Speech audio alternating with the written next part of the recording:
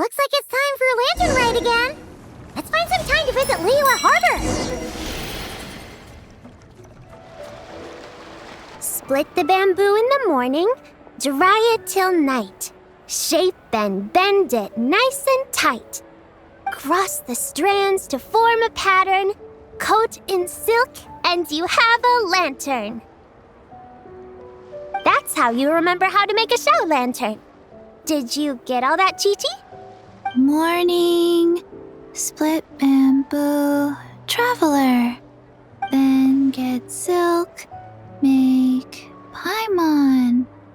What? No, that doesn't even rhyme. Look, it's them. Hey, Yao! Hey, Chi-Chi!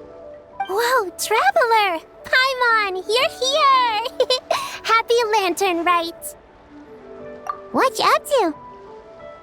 I'm teaching Chi-Chi to make Shao lanterns. It's a real test of finger dexterity, so it'll help keep her nice and loose. Yes, I do finger exercises to be a nimble zombie. Wanna try too, you two? Oh, okay. Well, we need a whole bunch this year so it doesn't get too dark at night. Too dark? What does that mean? Dr. Baiju has patients who got hurt walking at night. The moon disappeared, so it was too dark to see. The moon disappeared? Like, behind the clouds? It was Jeonju, the moon devourer. Changshan told me about it, but now I forgot. It's an old myth from Chenyu Vale about a giant toad in the sky that eats the moon. What? The moon gets eaten? It's just a story. It's not like there's actually a giant toad in the sky. I asked Master about it, and she said myths are just insights into how the people of the past understood the world. Well, I didn't see it that night. But I've checked several nights since, and it's been there same as ever. According to Chi-Chi, though, the Ministry of Civil Affairs sent someone to do some kind of serious investigation. So, I don't know. Maybe something did happen. The Ministry of Civil Affairs? This is starting to sound bad. It's okay. You can fly. Even if it's too dark, you won't fall and get hurt. Yeah, exactly. So turn that frown upside down, Paimon, or someday you'll get a whole bunch of wrinkles and wake up looking like an old granny. What? Okay. No more frowning. But the traveler can't fly. She could still fall and hurt herself, right? Don't worry. That's what the Shao lanterns are for. As long as we make enough, Liyue Harbor will never go dark. Yeah, and there's the giant lantern too. Oh, right. I almost forgot. Look, this year's Grand Lantern commemorates the Adeptus who guards the moon. With her watching over it, the moon will be safe for sure. A white horse? Wait, so that's the white horse Adeptus? Yeah! Legend has it she used to live on the moon. So if it were ever in danger, I'm sure she wouldn't just stand by and watch. Huh! We've heard of the white horse Adeptus before, but we never heard the part about her living on the moon. Probably because it's a folk legend from Chenyu Vale, so not a lot of people know about it. But recently, some ancient artifacts were unearthed in Liyue, and the archaeological team even found evidence of ancient people worshipping an Adeptus who lived in a palace on the moon. It's kind of like how we write wishes on Shao lanterns and release them during Lantern Rite. the White Horse Adeptus would descend from the moon in her jade carriage and grant people's wishes.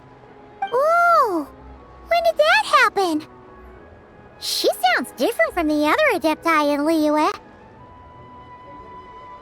It must have been a super long time ago, 'cause even Master barely knows anything about this Adeptus. Nope. Kinda unbelievable, right? Yanfei said the White Horse Adeptus might even be a made-up legend, just like Janju the Moon Devourer. Yeah, a made-up horse and a made-up toad. You're mistaken, children. The White Horse Adeptus really does exist. Oh, Mr. Liu from the Baiju Guest House. But how do you know that for sure? Have you ever wondered how the guest house got its name, Yao Yao? Baiju... White Colt. So, it's named after the White Horse Adeptus? That's right.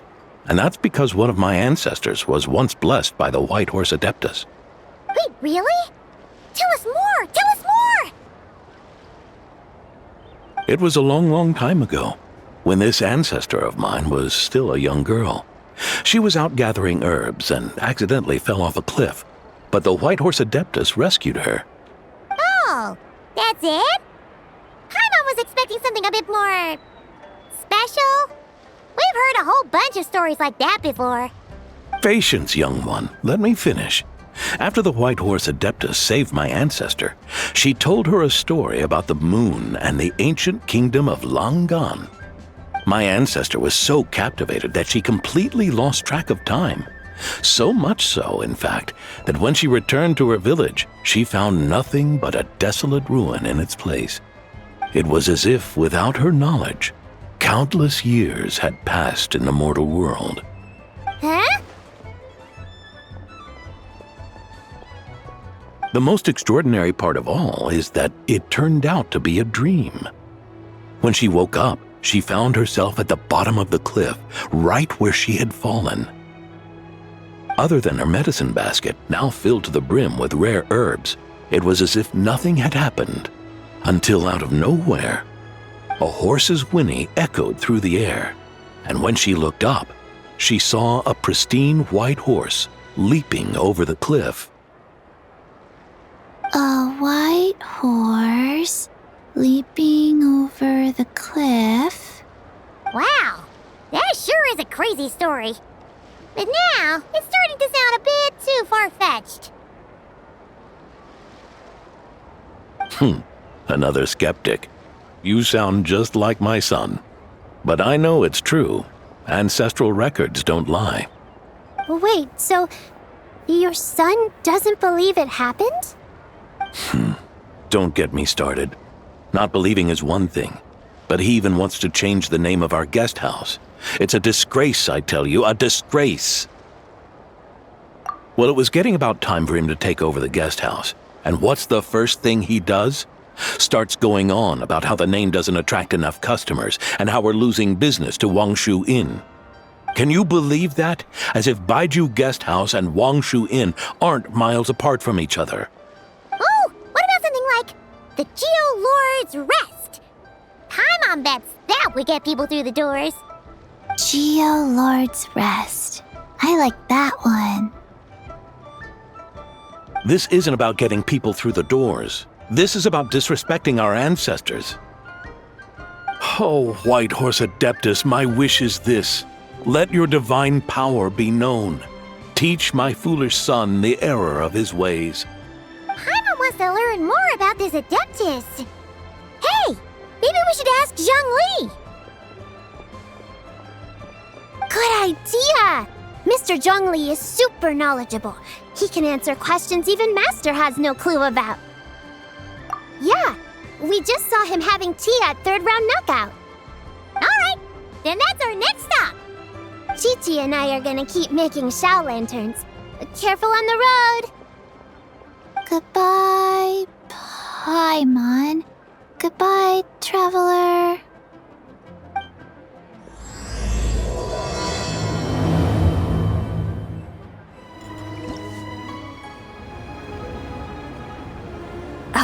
Oh? Oh. Curious. Impressive, right? What's with all the commotion over here? Oh, Traveler and Paimon! Perfect timing! I have something amazing to show you! What is it? Huh? What the? Heart of the Moon is blacked out! Was it really eaten by a giant toad? Huh. I didn't expect you to know the story of Jonju the Moon Devourer, Paimon. Don't underestimate Paimon. She learned a whole bunch of things in Sumeru. But Jonju the Moon Devourer is a Liyue legend. Well, knowledge knows no borders, so there. You're right about that, Paimon. But this dark circle doesn't look anything like a toad to me. A toad's egg, maybe? But that's about it.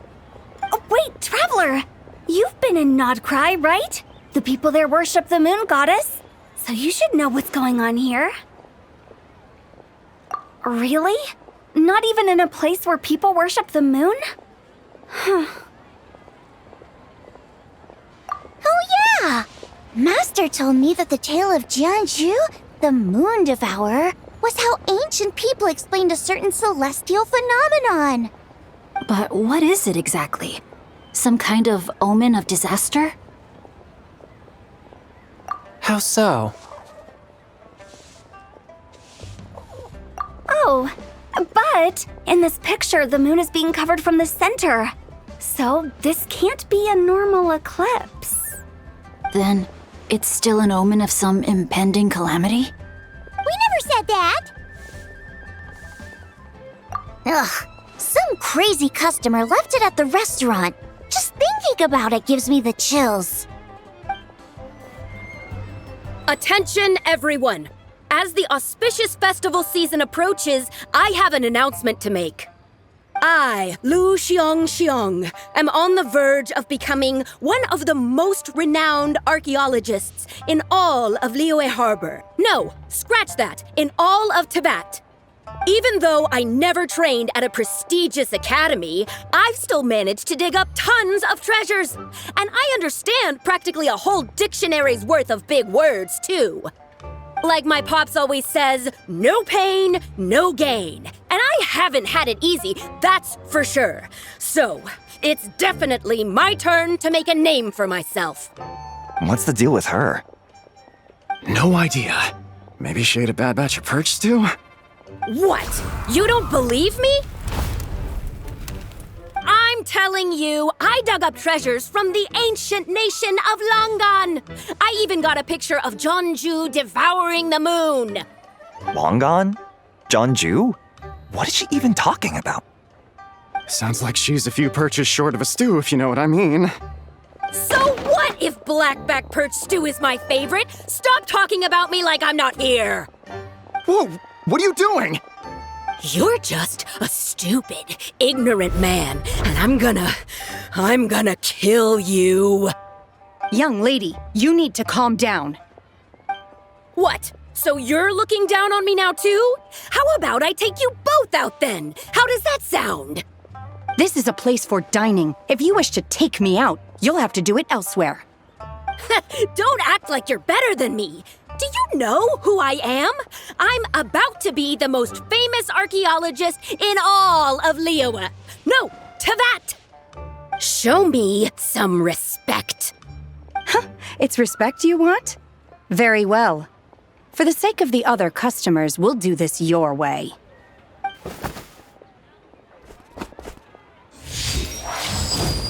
What? So Shen has started the fight?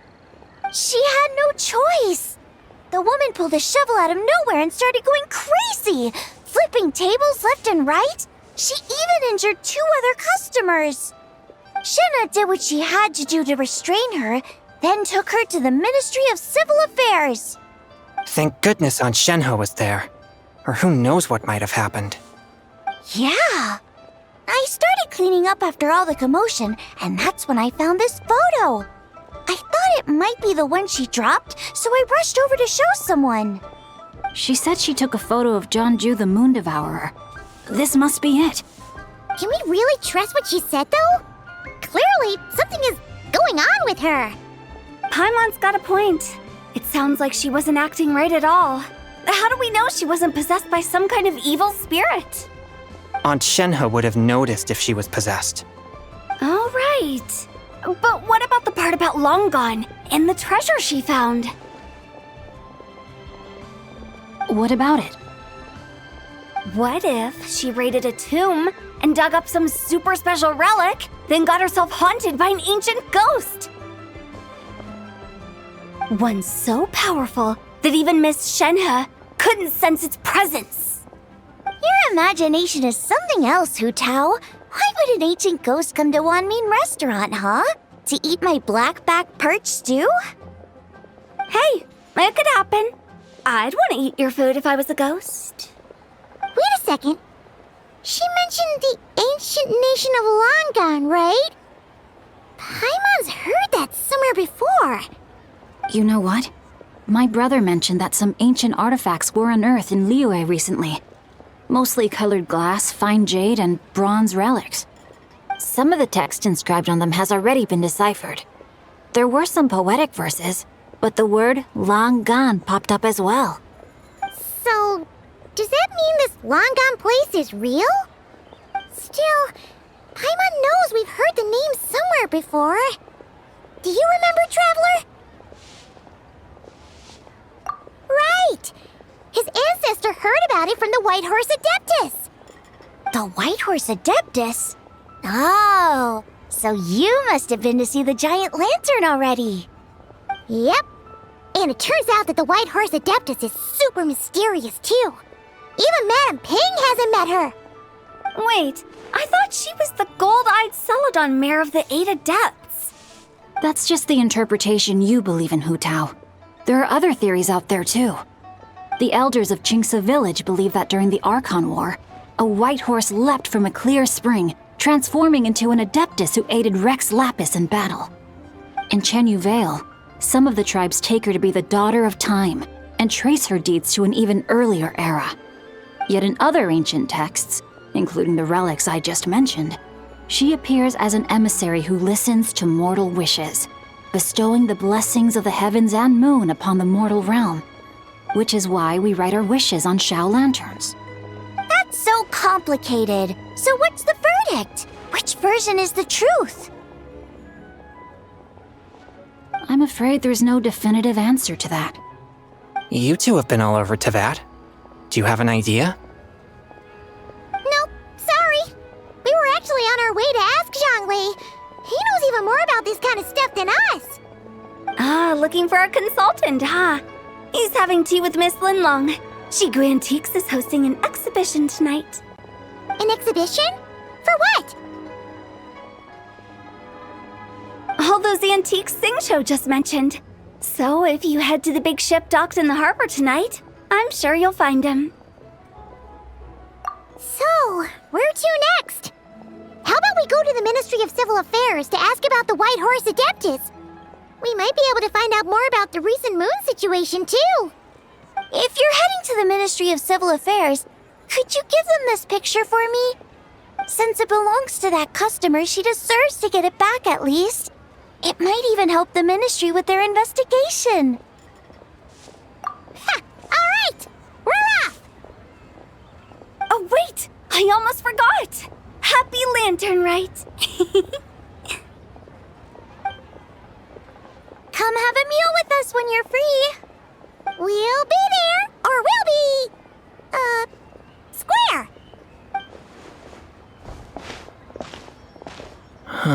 Thinking about it now, could it be possible that photograph was a fake? A fake? You mean like the customer fabricated it to gain academic recognition? Nice one, Changyun. I never even thought of it like that. How about we go check out that place tonight? I know exactly where it is. All right. I'll get scolded if I get home too late. Live a little, Sing-Cho. You act like this is a first for you. Worst comes to worst, we'll get Xiangling to cook you something delicious, okay? Well, when you put it like that, I suppose it's worth the risk. You were just waiting for the promise of free food, weren't you? Fine. It's a plan then. We'll meet up tonight. And your grandfather is of the same opinion, Miss Lanyan?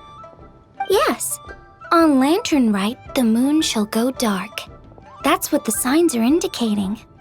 Celestial observation isn't Grandpa's strong suit.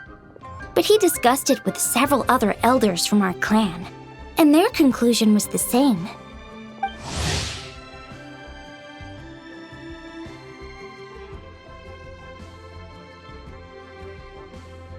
It's consistent with the information we've received from other sources as well. You mean the whole thing? About the legend of Jeonju the Moon Devourer? Happening in real life? Yes, that's one of them. So it's true. I thought it was just a rumor. It's true. But right now, the bigger issue is that all our sources indicate the phenomenon's gonna happen again. I'm not sure this bodes well. Let's remain optimistic for now. We're making progress interpreting the artifacts, and Ganyu is consulting with the Adepti as we speak. Besides, apart from the incident at Wanmin Restaurant, there haven't been any other moon-related disturbances. Ningguang, Keqing, and Lanyan! You're all here! Oh, Traveler! And Paimon! It's been a while. Happy Lantern Rite. Yes, happy Lantern Rite. What brings you here, though? I thought you'd be in the harbor enjoying the Shao lanterns. You're certainly not the type to visit Yujing Terrace for no reason. Is there something I can help you with? What? We're not allowed to just drop in on our friends during the festive season? I was only teasing. You're welcome to visit us anytime you wish. Happy Lantern Rite.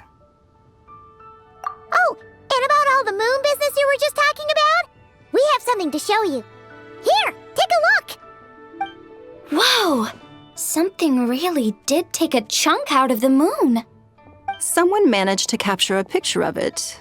Is this Jeonju, the Moon Devourer, then? Even though we confirmed this event took place, I still can't quite believe what I'm seeing. Where did you get this picture? From Xiangling! She found it when she was cleaning up after that customer caused a scene. She thinks they must have dropped it.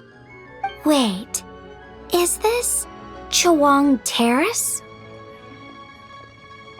No, it's just where I'm from.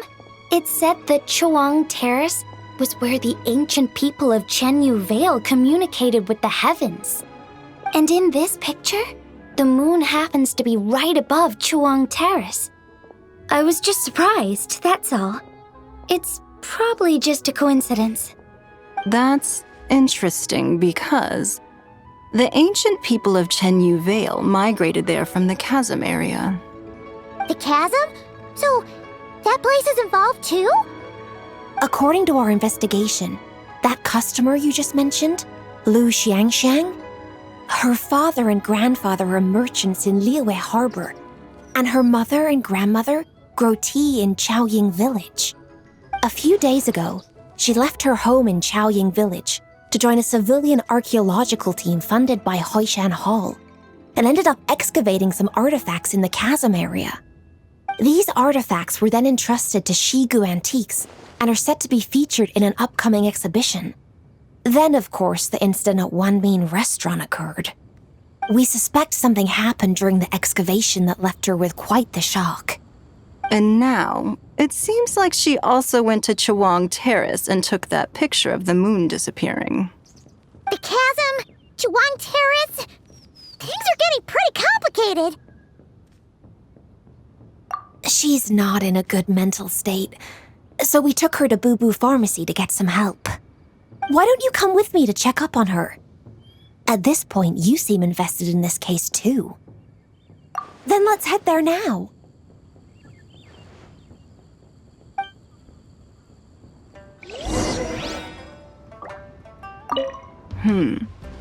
Now that I see this picture, it looks less like a piece of the moon was eaten, and more like something is obscuring it. But what sort of thing could block out the moon?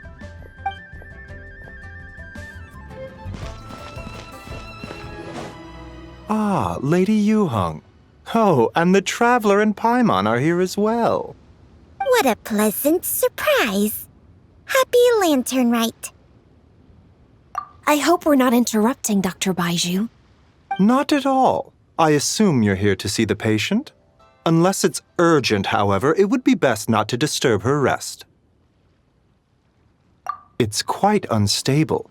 She's even more agitated than when she first arrived. And she refused to cooperate when we tried to check her over. I had no choice but to prescribe a calming draught and to have her rest for 2 days. So she's getting worse? That isn't the news I was hoping for. It's just a precaution. Based on an earlier conversation with her, it seemed more like a fixation than anything else. She hasn't lost her mind. That's right. When we asked about it, she kept insisting she was going to be famous far and wide. Well, it might not be far and wide, but she certainly made a name for herself around Yujing Terrace. Even some of the Qixing know who she is. Not often, that's for certain. From my initial assessment, the patient appears to have experienced some sort of shock, and whatever it was seems to still be haunting her. But what could have caused such a thing? The relics from the chasm? Or the moon above Chuang Terrace that night? Come back in 2 days, and you might just have your answer. I suppose that's all we can do for now. We'll take our leave then, Dr. Baiju. Of course. If you need anything else, don't hesitate to stop by. Speaking of those relics from the chasm, aren't they being featured in an exhibition tonight? That's right. Are you planning to attend? Yeah, we wanted to have a talk with Zhangli anyway, and now Paimon's even more curious about these relics. I would, except every item in the exhibition had to be registered with the Ministry of Civil Affairs, so I'm afraid it's been spoiled for me. I reviewed them all myself. There are some rather peculiar artifacts, that's for certain. We're still working on decoding the ancient text that appears on them. Yeah, the word jade appears a whole bunch, doesn't it? Huh? How did you know? Shincho told us. He said there were some ancient poems on them, too. He's quite well informed, isn't he? Well, he's right. We believe they're direct references to the ancient nation of long gone. As for the other text, instead of regular poetry, it seems to be more like ceremonial language used to worship the moon and the gods. The moon and the gods? Well, looks like it's almost time for the exhibition. You two should head over. There's an usher at the harbor who will lead you to the venue. Not at all. The exhibition is free to the public. The people of Liyue have a great respect for our history and are eager to learn from it. Plus, the exhibition is being organized by Linlong, the owner of Shigu Antiques.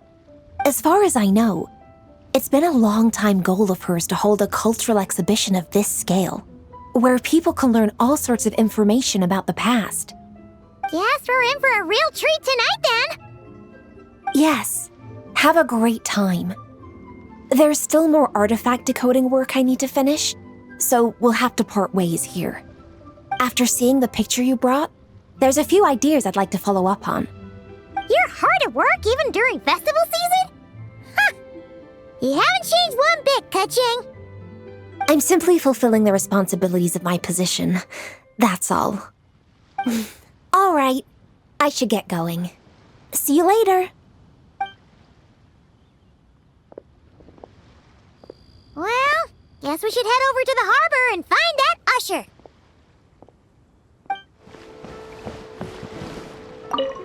Ah, here for the exhibition? I can take you aboard. After you. Whoa!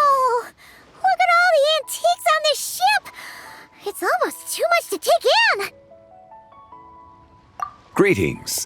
I trust you've been well since last we met? Aha! Speak of the devil! You're right where Hu Tao said you'd be.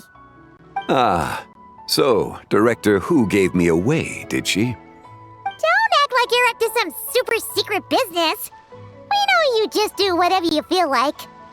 Yo, Traveler, Paimon, what's up? It's been a while, you two. Happy Lantern Rite. Beidou! Yunshin! It's great to see you! You're here for the exhibition too? Yes. When I heard these artifacts were from ancient times, I just knew I had to come learn more about them. I mean, what a discovery, right? Yeah, Ningguang pretty much said the same thing. She thought coming here might help culture me up or something. But as you know, I'm more of a fists and punches type of person. I doubt one exhibition is gonna change that. You're too modest, Captain. You're the leader of the Crux fleet. That takes far more skill than just fists and punches. Plus, at the end of the day, you still decided to come, even though you didn't have to listen to Ningguang. Well, she's the Tianquan. If she can't even get an average ship captain like me to do her bidding, how's that gonna look? You sure know how to think from her perspective, huh? I guess I do. Anyway, how's everyone enjoying the exhibition? I heard that if you see something you like, you can negotiate the price with the owner and take it home.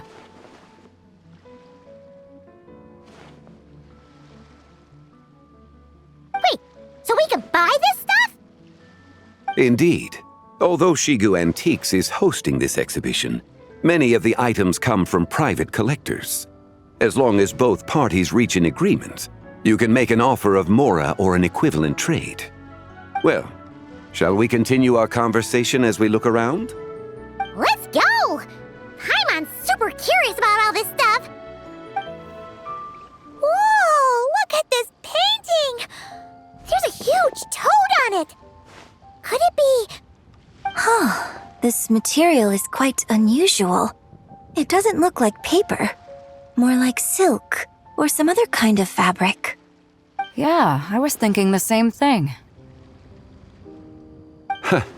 Well spotted. This is a painting of Jianju, the Moon Devourer, made primarily with mulberry silk. Such craftsmanship is rarely seen in modern-day Liyue. Ha! Jianju the Moon Devourer! Paimon knew it! That toad made it super obvious. What's that? A new dish at Wanmin restaurant? No! It's a kind of lunar eclipse. You heard about how the moon disappeared recently, right? Oh, yeah. You're saying a toad did that? That's what the legend says. So, nothing to do with food then. Noted. And the figure next to the toad. Is that the White Horse Adeptus? From the stories I've heard, her palace lies on the moon. That would seem to be a logical assumption. No. In fact, this item was discovered in Chenyu Vale, and many years ago at that. Oh, so it's from Chenyu Vale? Actually, that's not quite right. You see, this painting is primarily comprised of mineral-based pigments, such as cinnabar and azurite, which are usually found within stratified rock. This suggests its place of origin may very well have been the chasm. You could have just started with that. You're as knowledgeable as ever, Mr. Zhongli. I had only ever heard the legend of Jianju the Moon Devourer, but now seeing it depicted in this painting, I wonder. If I purchased it, perhaps it could serve as inspiration for a new opera. Though I'm not quite sure who the painting belongs to right now. A splendid idea, Miss Yoon. Perhaps in lieu of mora, you could offer the lyrics to said opera as recompense. The lyrics? But to whom? Why, to me, of course. I am the owner of this painting, after all.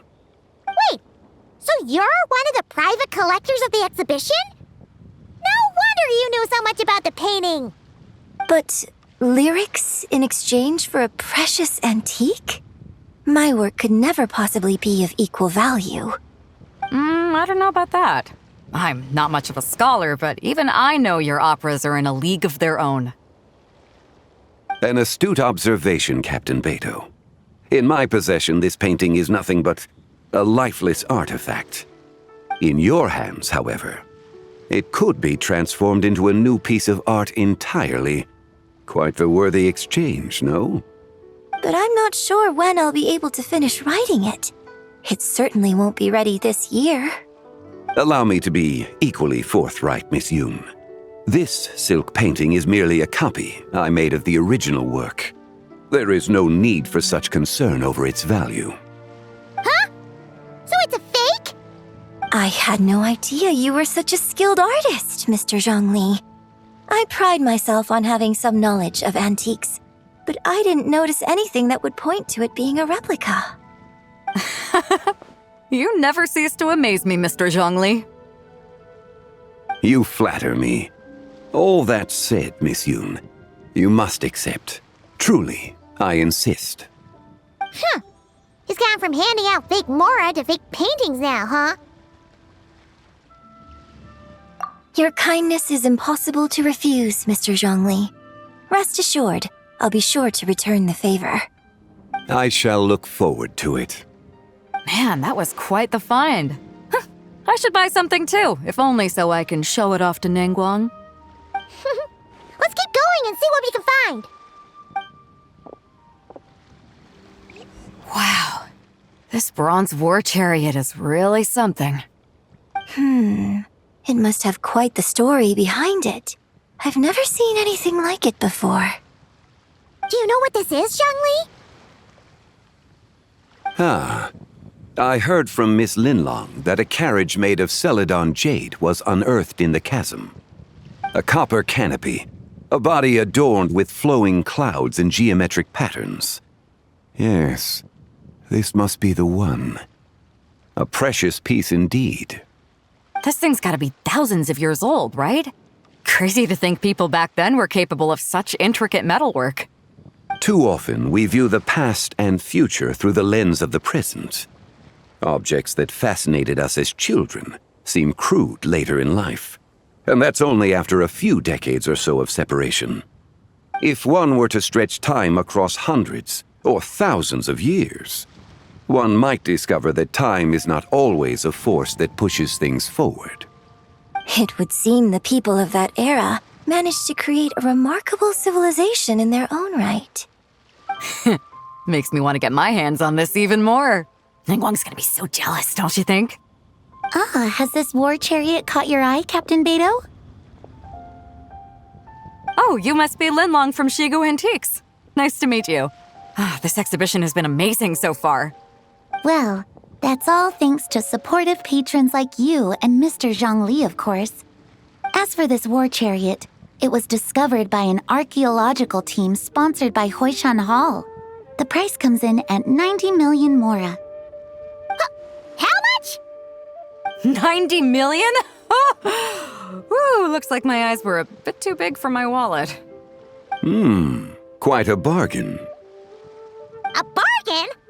90 million more I could feed Paimon for like 1,000 years! And if you actually went on an eating spree that long, perhaps you'd be considered an antique worth that kind of Mora, too.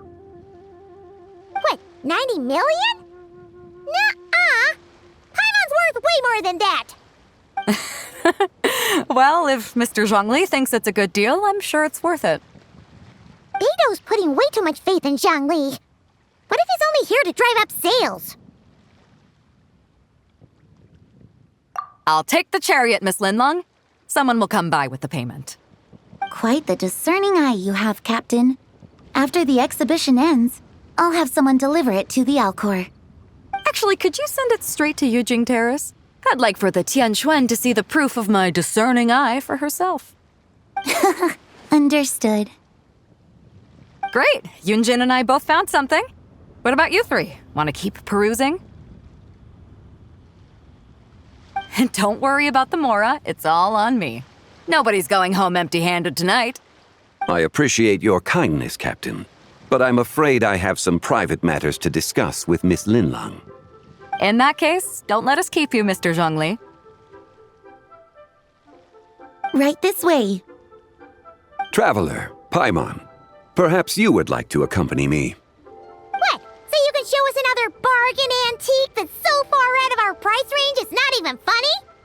Other people are always demanding Mr. Zhongli's time, but it's quite rare for him to extend an invitation himself. I wouldn't pass up this opportunity if I were you, Paimon. Yeah, just don't forget to come aboard the Alcor for a drink later. Yeah, guess you're right. Taking a quick look isn't gonna cost us anything. Let's go!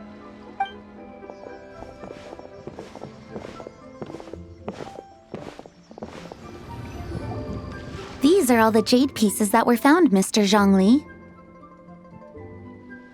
Wow! So many styles! What kind are these? These are a type of ceremonial jade. You're familiar with Chenyu Vale's rain jade, right, yes? Oh, yeah! So these pieces are all used in the rain jade ceremony? Well, you may not know, Paimon, but before the rain jade rite came into practice, Chenyu Vale was known for a different ceremonial tradition that also involved jade. The bee is used to honor heaven, the Tsong to honor earth, the Gui to honor the east, the Jiang to honor the south, the Hu to honor the west, and the Huang to honor the north. These form the 6 ritual jades. It's unfortunate, however, that Miss Linlong's set is missing both the Gui and Hu pieces. Oh, I know. These jade artifacts are from such an ancient time. It's proved difficult to track them down, even for our establishment. No matter. You happen to have precisely the piece I was looking for. Huh? This broken jade token? I didn't expect this to catch your eye, Mr. Zhongli. It isn't one of the 6 ritual jades. An affect belonging to an old acquaintance of mine. An old acquaintance? One of your collector friends, Mr. Zhongli? You could say that. Traveler, take a closer look.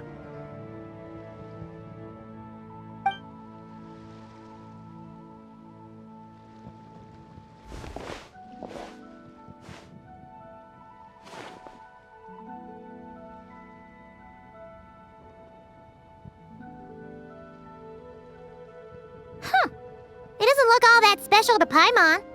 Just seems like a broken artifact. Indeed. It's been thousands of years since the moon has appeared in such a form. So, in the past, the moon wasn't always full. Then, could this missing chunk be from when Jianzhu devoured part of the moon? It's worth looking into. Your insight is invaluable, Mr. Zhongli. I had no idea how special this piece was. Since it has caught your interest, allow Shigu Antiques to cover the cost. Oh, that is far too generous, Miss Linlang. Not at all. I've always wanted to give people a chance to appreciate these snapshots of history. So holding an exhibition like this has been a lifetime wish of mine. And it never would have been possible without your help, Mr. Zhongli. I merely put in a good word with a few acquaintances of mine. And it had a profound impact. Without your recommendation, I doubt half of these collectors would have come to the exhibition. So, on both a personal and professional level, I owe you my thanks, Mr. Zhongli. Wow! Zhongli actually did something useful for once.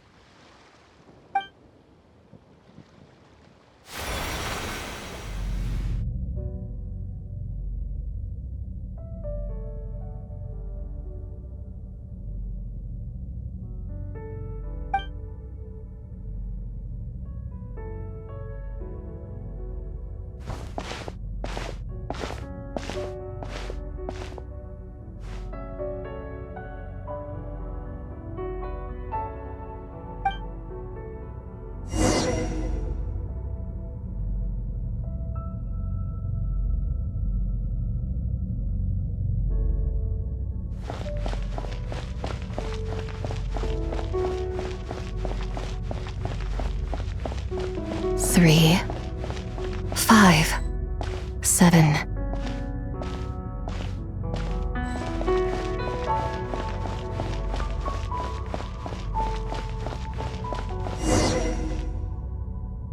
11, 13, 17.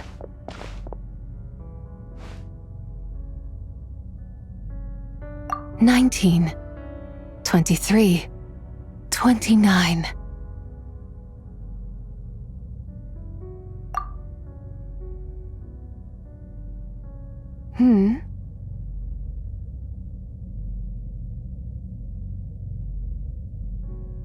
You also enjoy counting in such a fashion, lost child? The same loneliness as them. It seems to exist in your heart as well.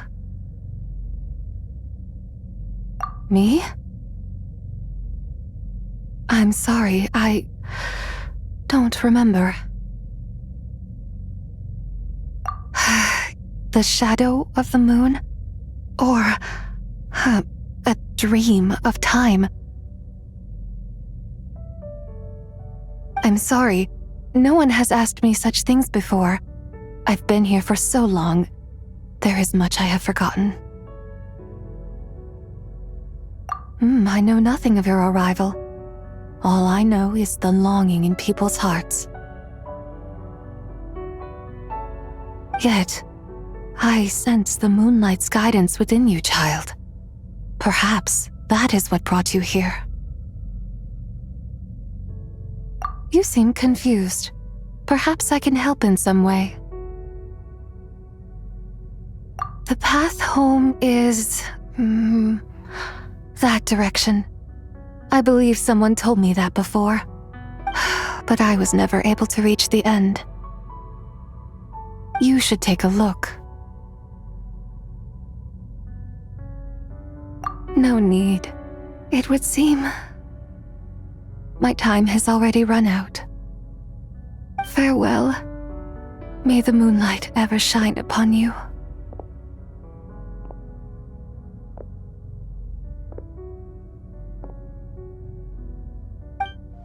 Wow! Zhongli actually did something useful for once. Your complexion looks rather ashen, Traveler. Are you feeling all right? Yeah, what's wrong? Does your stomach hurt? Huh? What are you talking about? You were right here the whole time. Ah, I see. I'm afraid we must take our leave, Miss Linlong. My friend has taken ill and I must escort her to get some rest. Of course. Traveler, Paimon, please, come with me. Ah, yes.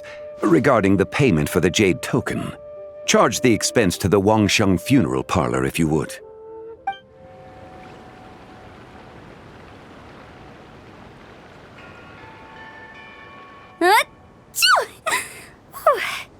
Guess someone's thinking of me.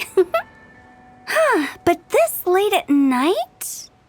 Must be that consultant of yours. I bet he's out there spending all year more at the exhibition. Yeah, he'd be the perfect employee if he just knew how to rein in the spending. But never mind him. Let's focus on the moon. We gotta see if it gets eaten tonight.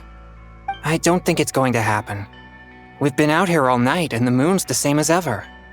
It is quite late, and Chongyun's getting tired. How about we head back? We can come back another time. Head back? Already? Actually, I do have a new dish I'm testing out tomorrow. And as part of my New Year's resolution, I'm trying not to oversleep. All right. Guess it just wasn't meant to be. Let's go.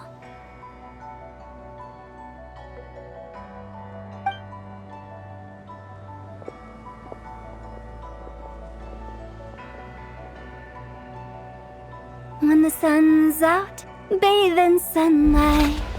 When the moon's out, bathe in moonlight.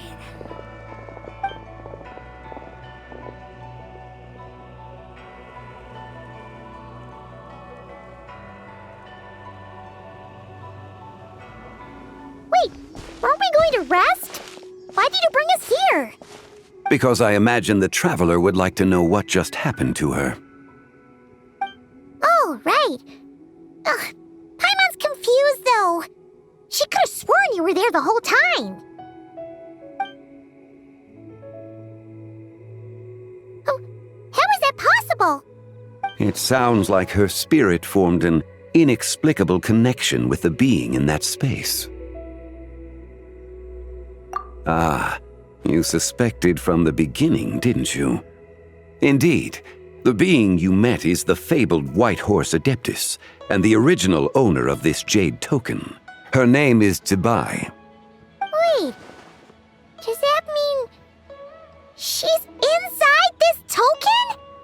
No, she does not reside within this token, but rather within the moon's shadow. This token is merely a medium. Word has it you accomplished quite the feat in Nodcry. You and your friend brought the Frost Moon back to Tevat. Tell me, did you ever wonder about the other moon? The one that hung in its place for thousands of years? We never really thought about it, but it must have been a fake, right? A fake moon!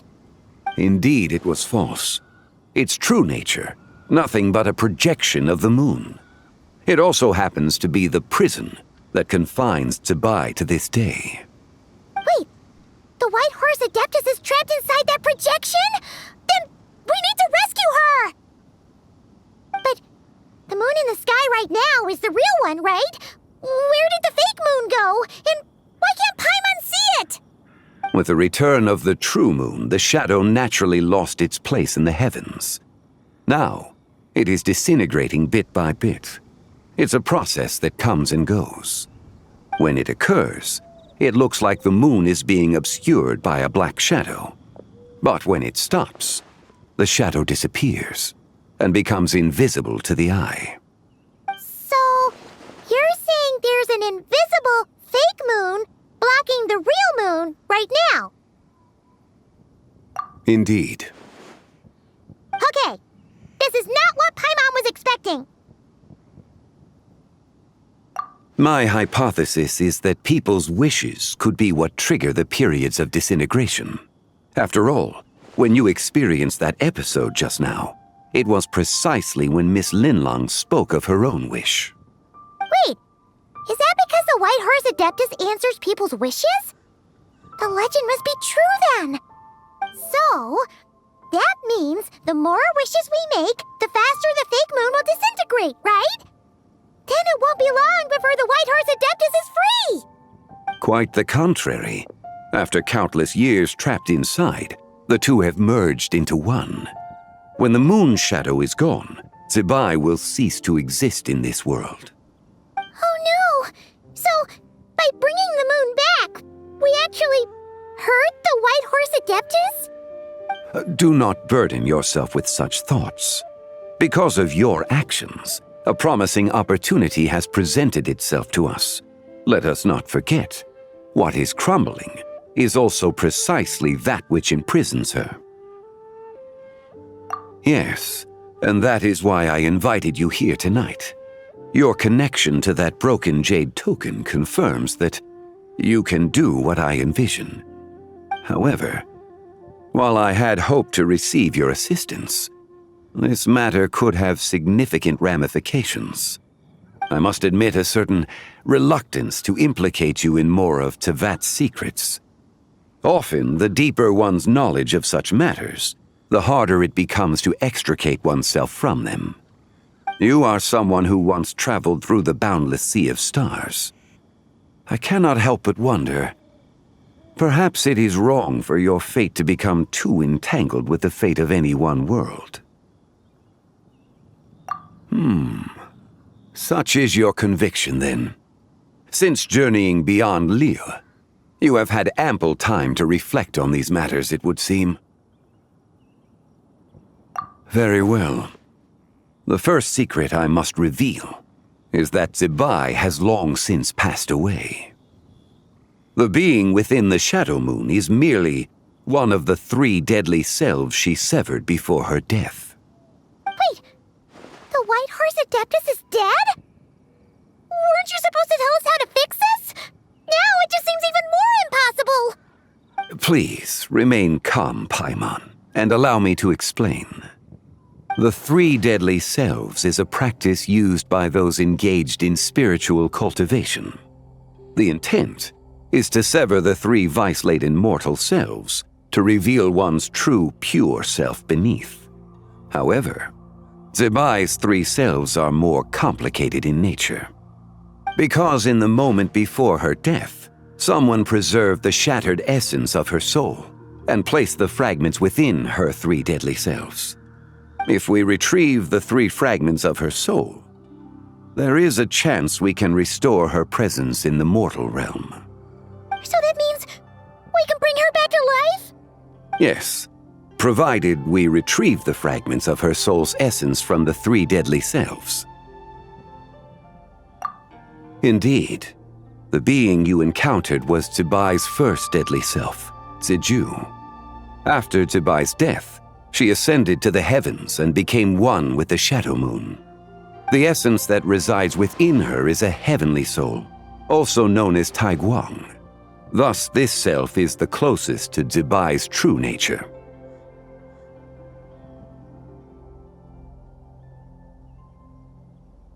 That said, because she is trapped within the Shadow Moon, we have no choice but to seek out the other 2 soul essences first. Then we can unite them as one. Her second deadly self is called Ziju. After Zebai's death, she fell into a slumber deep beneath the earth in what is now known as the Chasm. The essence within her is the Earth Soul, also known as Shuangling. She is the self that inherited most of Zebai's memories and wisdom.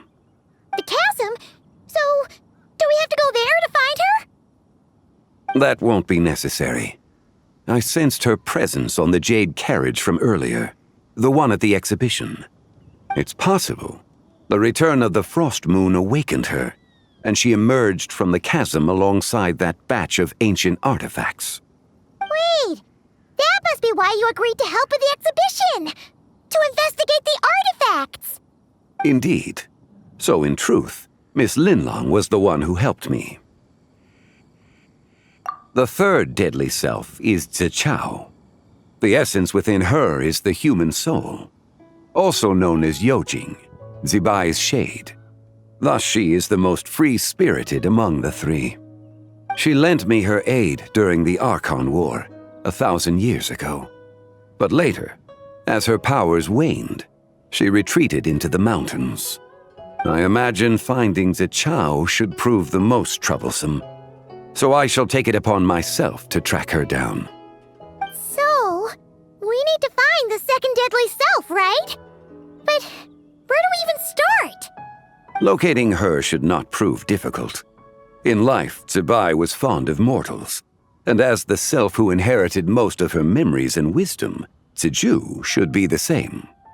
It's possible she has possessed someone, and is meandering the bustling streets of Liyue Harbor as we speak. Possess someone? Wait! Are you thinking what Paimon's thinking, Traveler? What if she raided a tomb and dug up some super special relic, then got herself haunted by an ancient ghost?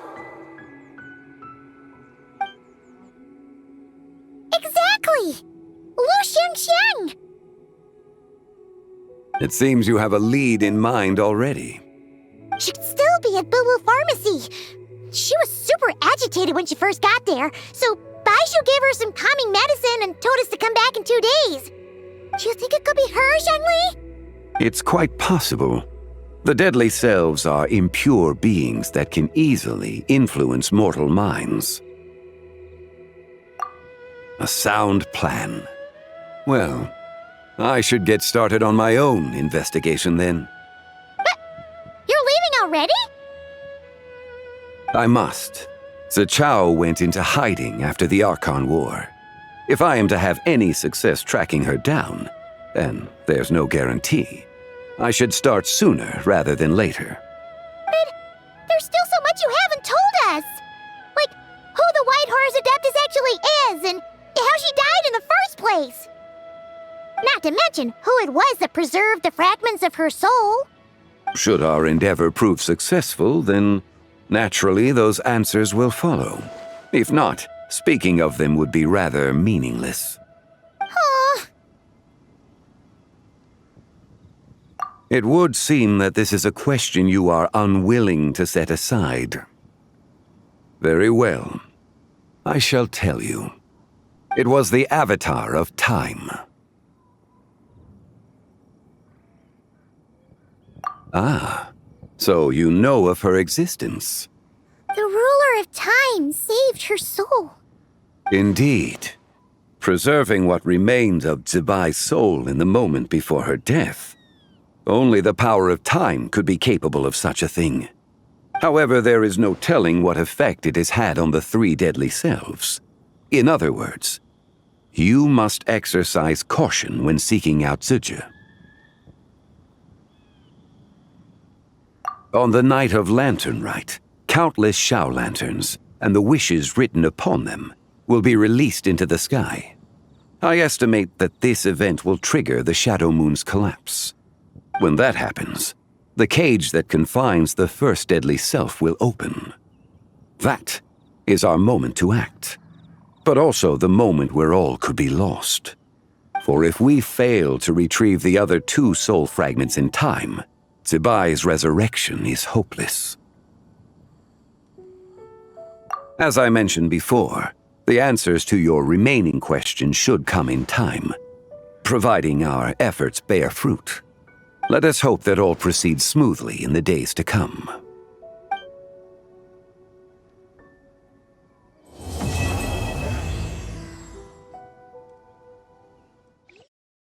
If you'd like to see Lu... Oh! Should we head to Boo Boo Pharmacy today? Fingers crossed we learned something useful. So let me get this straight. The patient disappeared right as you were delivering the medicine. I know it's hard to believe, but that's exactly what happened. It's true. 1 minute she was there, and the next she was nowhere to be seen. Hey, it's Yelan! Fancy seeing you here! Oh, is this a bad time? Not at all. Just a small roadblock in the case I'm working. Ningguang asked me to investigate a patient named Lu Shangshang. If you're here to find her too, then you're out of luck, I'm afraid. She went missing this morning. What? According to Dr. Baiju, the patient vanished right under his nose. But it just seems like that should be impossible. There 1 second, then gone the next? Pretty sure Xiao can do something like that. Then you're suggesting this Lu Shangshang is the vigilant Yaksha in disguise? Or some other adeptus? Guess not. But this is so weird. How can a living person just vanish into thin air? Unless... Linny decided to take his act to Liyue? Who is this Linny you speak of? He's... Oh, never mind. Paimon's just grasping at straws. Let's set aside the how for now, and focus more on the where. You mentioned this patient has a strong obsession with achieving fame and recognition? Yes. She kept talking about becoming a renowned archaeologist and making a name for herself. So, are we looking for a place where it's super easy to become famous? I think we should check out the Xiao Lantern crafting stalls. Because it's easy to become famous by making Xiao lanterns? Not exactly. When the people of Liyue need a solution to a problem, their first thought would be to pray to the gods and the Adepti. If her wish is to become famous, she might write it on a Xiao lantern in the hopes that the fabled White Horse Adeptus might make it come true. That certainly sounds probable. Turns out, the White Horse Adeptus might be a lot closer to home than she thinks. What was that? Nothing! Let's go check out those stalls!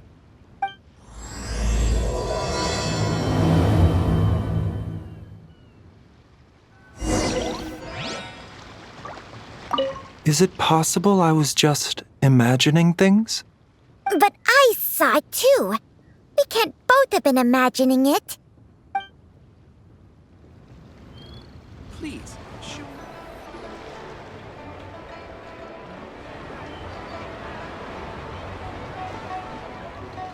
All right, we're here! Still no sign of Lu Shangxiang, though. As long as you're patient enough, Paimon, you'll find that hunting down people is no different from hunting boars. We need to blend into the environment, or we risk alerting the target. So as far as everyone here is concerned, we're just ordinary tourists. Oh, okay. If we need to blend in, then let's make some shell lanterns and write our wishes down, like everyone else. What's your New Year's wish, Yelan? I haven't given it much thought. Oh, and it can't be work-related. You gotta take a break once in a while, right? You're always sticking out this suspect, tailing that criminal, hunting down this gang or that.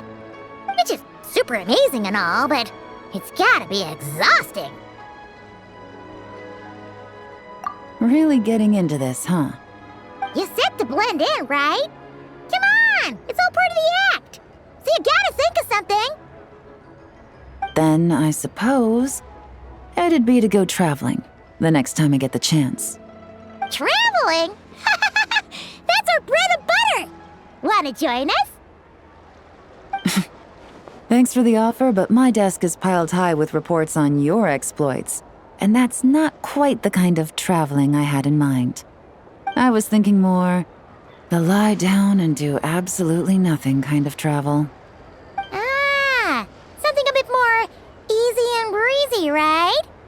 Hey, wait! We know just the place! The Easy Breeze Holiday Resort in Netland. It's super relaxing and full of fun activities. You've got the beautiful ocean and tons of cute little creatures called Asha. Seriously, you gotta go! I suppose I'll have to check it out. Hey guys, happy Lantern Rite! What a coincidence! You here to make shell lanterns too? Well, it's that time of year, am I right? Thought I'd join in on the fun. You can't have Lantern Rite without making one of these. What you gonna wish for? Oh, man, it's kind of embarrassing, but whatever. The truth is, the mighty mythical beasts are seriously struggling with recruitment. So I'm hoping to find a few apprentices and teach them the art of wushu dancing. Awesome! Shurfugami, here we come! Whoa there, Paimon! One step at a time. I actually need to find people first. Yeah, but Paimon bets people will jump at the chance to learn from you! Well, I wouldn't be so sure. Wushu dancing is super physical and takes a lot of hard work to master, so it's not easy to find people. At this point, if the Adepti can't help me, no one can. I'll do it! Huh? You just said you wanted an apprentice, right? Well, I'm offering. What do you think? Whoa, the White Horse Adeptus works faster than I thought. Traveler, it's her, Lu Shangxiang. Our target! Hey, didn't you hear me? I said I wanted to be your apprentice. No need to shout. I heard you the first time. What's your name? Step back a bit, Gaming. This person could be dangerous. What? Hey, what are you trying to do? Do you know who I am? Get back! Lu Shangxiang, we have no intention of harming you. We just need to ask you a few questions. Get back, I said! Try to remain calm. If you come any closer, I'll...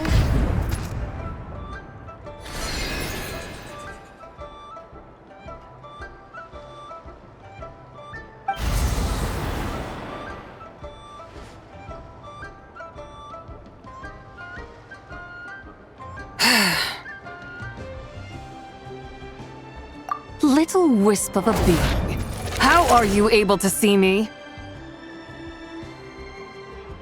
So what if I am? Leave at once! You, a mere mortal, whose own life hangs by a thread, would dare reach for the power of life and death? Unless you wish to be condemned to eternal damnation, you would do well to abandon this foolish endeavor. I shall speak on this no further. Don't come any closer. How did I get here? Who are you people? Playing dumb, are we? Save it. We know you attacked those people at Wanmin Restaurant. What? No, I would never. You must be mistaking me for someone else. You don't remember? Of course not. How could I do such a thing? What about the photo you took near Chuang Terrace? What photo? What's going on? It's like she lost her memory or something. Well, this complicates things. I'll take her back for questioning and let you know what I find. Take her away. But I didn't do anything! I swear! That's weird. She seems so normal now, but she doesn't remember anything. This is just great. An apprentice falls right into my lap and now she's gone! Don't worry, Gaming. This is a special case. I'm sure you'll find one soon. Unless you're gonna pony up and offer a real solution, Paimon, I don't want to hear it. Gaming? What's up with... I'm done here! I'm gonna go find an apprentice, and I won't take no for an answer! Gaming, wait! Is it just Paimon, or was Gaming acting super weird just now? What? How do you know? Whoa! So you saw the second deadly self? And you think she moved from Lu Xiangxiang to Gaming? Uh-oh. Then we better find him before something bad happens! Let's go! Alas, why must Cloud Retainer inflict such woe upon us, Mooncarver? By the order of Rex Lapis, we were supposed to make haste to the harbor to stand watch. Yet we arrived late, for you, in your inscrutable wisdom, chose that very moment to tend the mint. It is no wonder Cloud Retainer banished us to the wilderness in anger. A pity only that I, blameless as I am, was made to share in the punishment. Blameless indeed. You speak as if it was not you who decided to plant all that mint in the first place. Yet now, in its wretched state, overrun by blight and vermin, you would turn away? Utterly heartless, I say. Were I truly that heartless, would I have rescued those seedlings from this desolate wasteland, granting them haven in your hallowed garden? Alas, if blame must be laid, let it fall upon Cloud Retainer for failing to recognize the virtue of our plight. Ah, at last a sentiment with which I can agree. If ever Cloud Retainer is away, we should steal into her abode and plant a veritable field of mint. A tempting little ruse, is it not?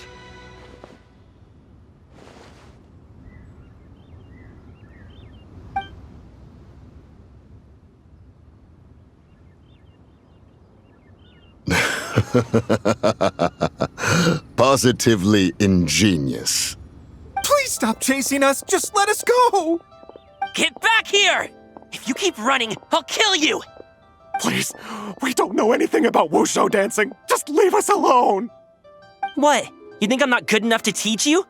Just agree to be my apprentices, and then we can talk. That child looks somewhat familiar. Ah, it appears to be the wushu dancer from Liyue Harbor. I have seen him perform on occasion. Come, let us take a closer look. Has trouble befallen you, young one? Perhaps we can offer aid. Oh, thank the gods! Please, sir, you have to help us. This guy's trying to force us to become his wushu dancing apprentices, and he won't take no for an answer! Oh, so it is you who require aid, not the other way around. Get out of the way, old man! This is between us. Preposterous! You dare to presume we are of a mature age? Listen here, brazen youth. Skilled you may be in the art of dance, yet your offstage demeanor leaves much to be desired. Hold on, Mountain Shaper.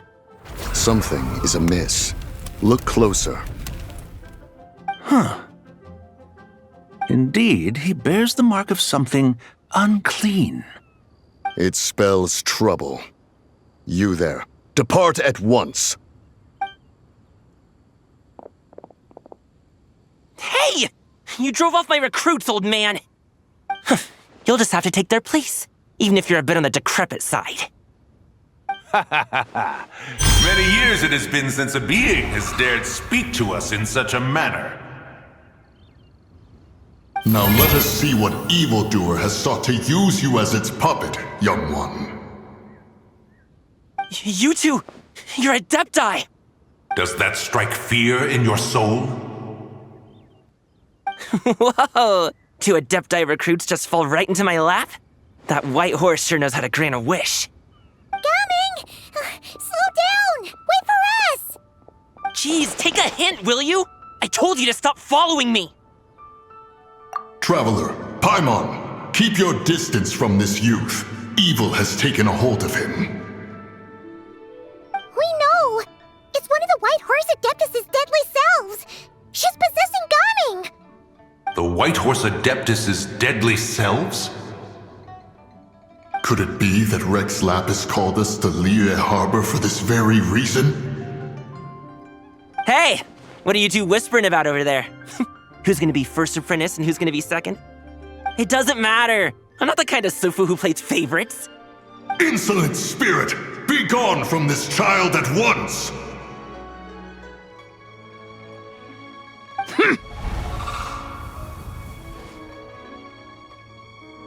Little mite of a mortal. Getting in my way again, I see.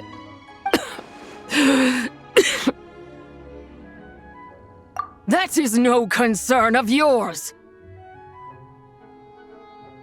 No, only by doing it myself will I find peace. Otherwise, rage will consume me. If I lose control, all will turn to dust. The curse of time. The memories this body holds. Come no closer. This is your final warning. Insolent spirit! Be gone from this child at once! Huh? Traveler and Paimon? And two Adepti? Where are we? Weren't we just making Xiao lanterns in the harbor? Gaming! You're back! Ah! The sun is most scorching. Agitation stirs within me. I require cooling mint to beat this heat. And speaking of, Cloud Retainer has scorned this verdant wonder long enough. It is time for her to feel its wrath. The wrath of mint! Mountain Shaper, where are you going? Oh no! Now Mountain Shaper's acting weird! Oh, you don't think it's spread to him, do you? Spread to him? Quickly now, explain to me what has been happening.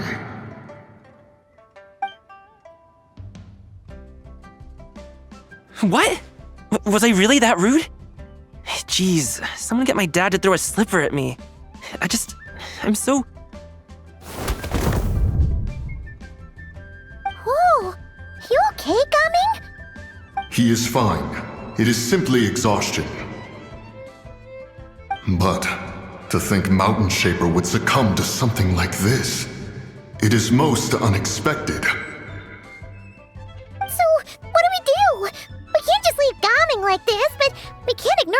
Shaper either, right? My cultivation level rivals that of Mountain Shaper. Were I to give chase, Zizha would but flee from his form and take refuge in mine. Seek out Streetward Rambler. Cloud Retainer and the Conqueror of Demons should be with her. I shall take this child back to the harbor and join you post-haste. Whoa! What are all the Adepti doing together? Rex Lapis charged us with keeping watch over Liyue Harbor should danger rear its head. I dare say this is the very crisis he anticipated. Come, we must devise a strategy before confronting Zizha.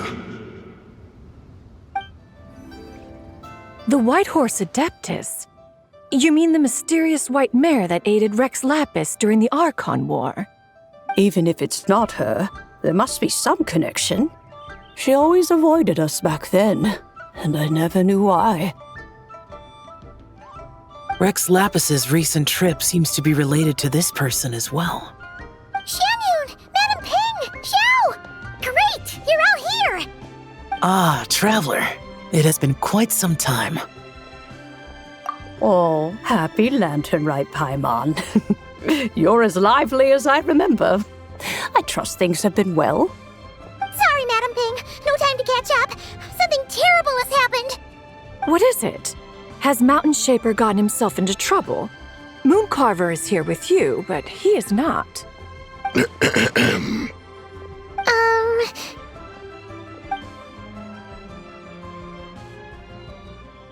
The Wrath of Mint?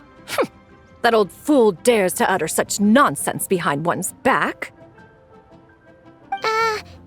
Yeah, that's not really our biggest concern here. So, even a mere deadly self of the White Horse Adeptus was able to possess Mountain Shaper and affect his mind.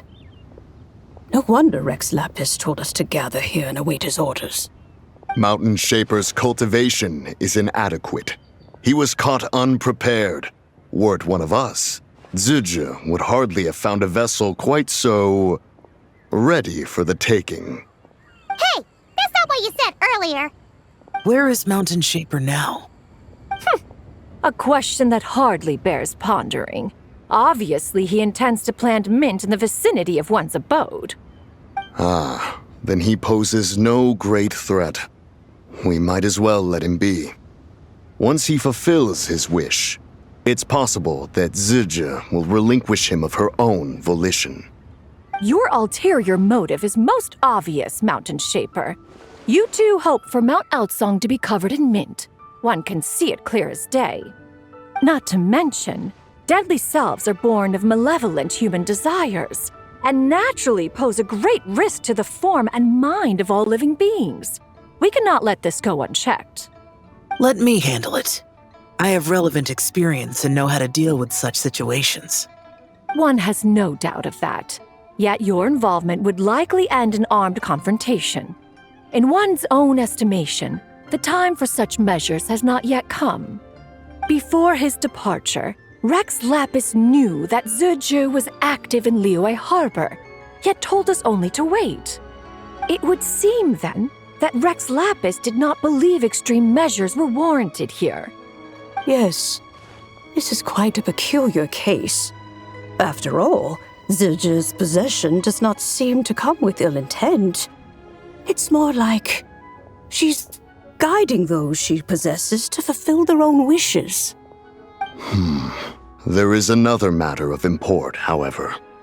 I sense tremendous resentment emanating from her.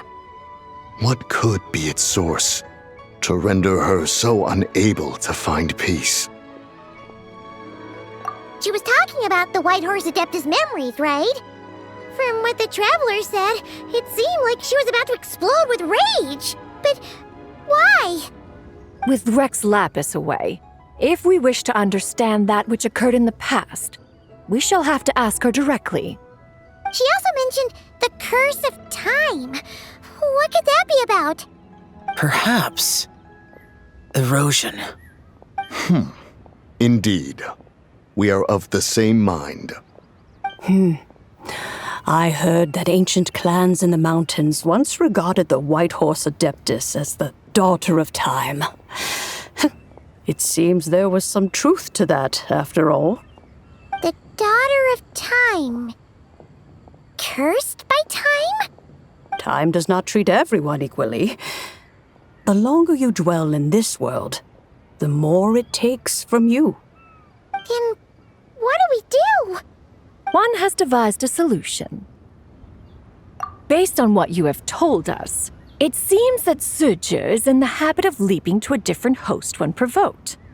One's plan is for us to block all escape routes while you confront Mountain Shaper, forcing Suja to reveal herself. Then, if prior experience stands, she will have no choice but to possess you. However, not only are you able to sense it, you are also unaffected by the peculiar state of stasis. In other words, in that moment, you would have the chance to either subdue or persuade her.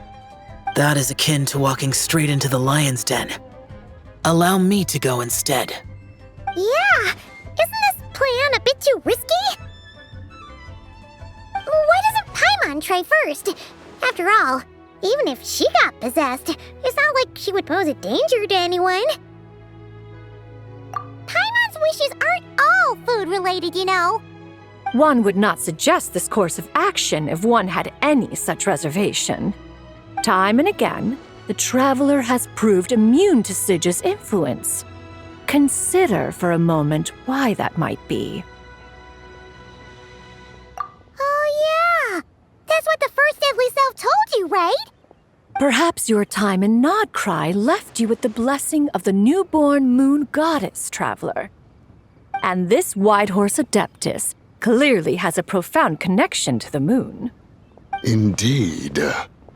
Indeed. I see. Have you other concerns, Conqueror of Demons? I was just trying to fathom why Rex Lapis left without explaining the situation in detail. But now I think I understand.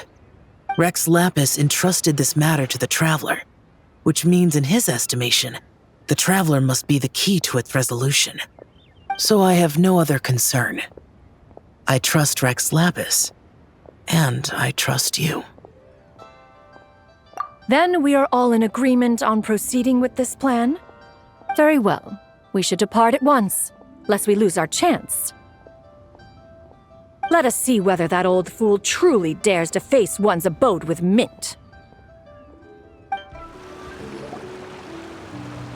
1 mint, 2 mint, let us plant a whole slew of mint! Once I reach 10,000, Cloud Retainer's abode shall be Mount Outsong no more, but rather Mount Mint Song! Oh, to behold the look on her face when she is confronted with such verdant splendor! Mountain Shaper, you dare disturb the tranquility of one's abode! Do not take personal offense, Cloud Retainer. He is not in control of his faculties. Exactly. Let it go this once. Zidja is the one driving him to do this. Huh? But Zidja just helps people fulfill their own wishes and desires. Not now, Paimon. Oops. Sorry, Mountain Shaper. Paimon might have just thrown you under the bus. When he wakes up, we shall have words. Everyone, to your positions.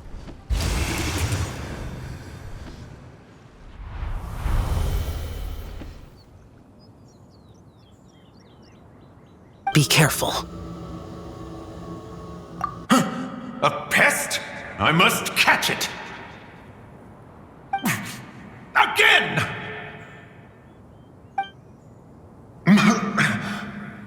Oh, young one, it is you! Don't tell me. Cloud Retainer sent you? Ha! Such brazen insolence! Such presumption, such boundless avarice. That wretched adept's impudence knows no end. If she dares lay a finger on my garden, I shall smash her cuisine machine to pieces! You think I am one to fold so easily?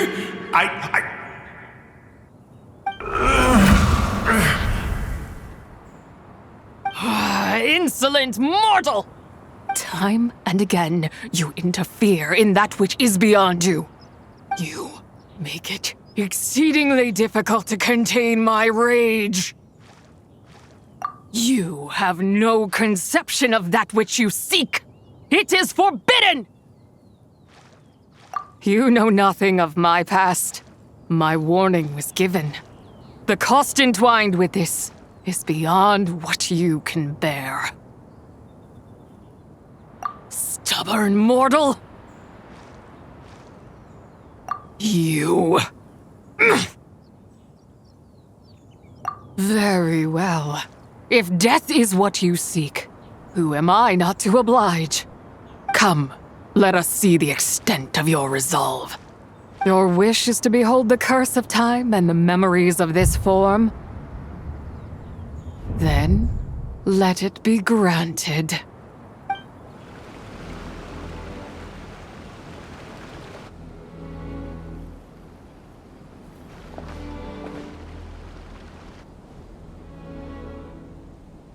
You who seek death, stand before me. My prison. I was merely a trace of impure energy within Zapai's immortal body. When her soul was shattered, it should have been the end of me. But then, the one who governs time descended from on high and froze the moment of her death. And so, I remain in this world, unable to find release.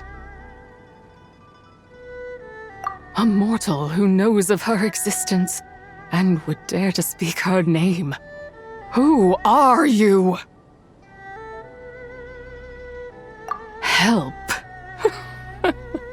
No, there is nothing we can do for each other. Her power, the one who governs time, it has surrounded me ever since. A blessing and a prison, all at once. No, I have been asleep in this prison for countless years, until a familiar presence woke me.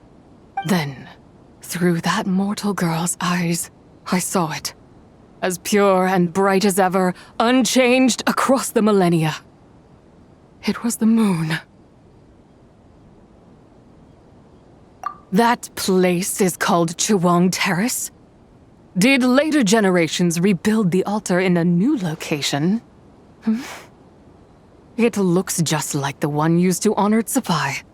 Could it be that traces of what happened back then still remain in this world? That memory is embedded deep within the essence of Zapai's soul. It is one that should have been forgotten.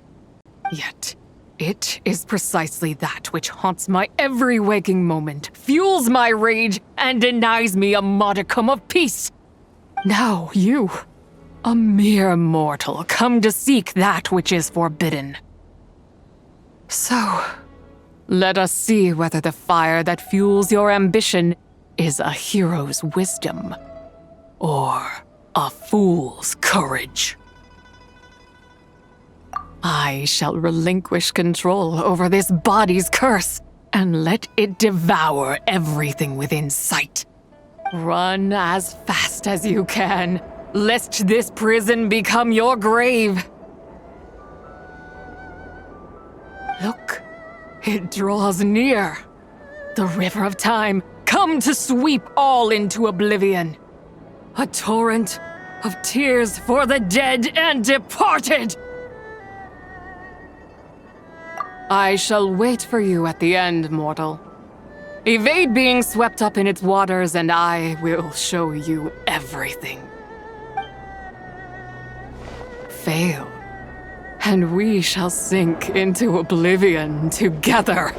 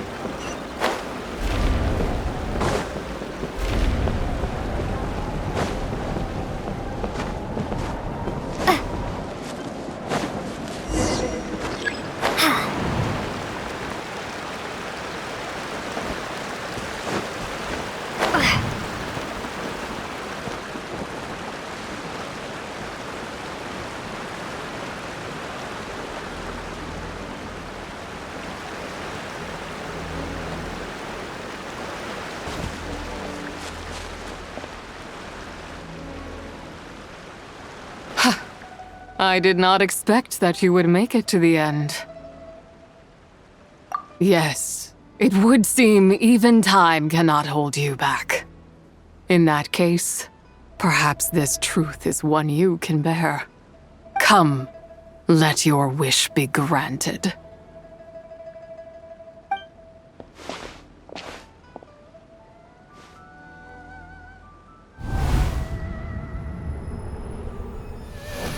Under moon eternal, in radiant night, a maiden grants silk, soft and light.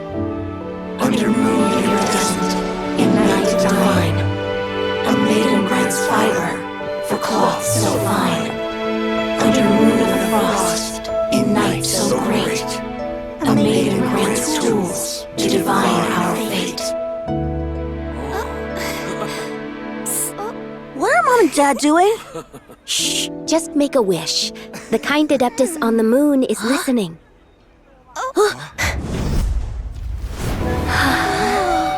Look, it's Lady Tsubai. Wow, Lady Tsubai? Is she powerful? Of course.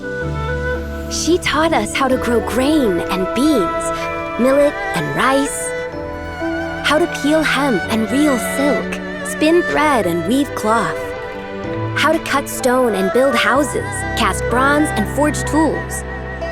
According to Mom and Dad, the Adeptus Tsubai is the god of soil and grain, who blesses our land and its crops. Huh? Lady Tsubai's leaving. It's all right. We just have to wait till next year. She'll be back.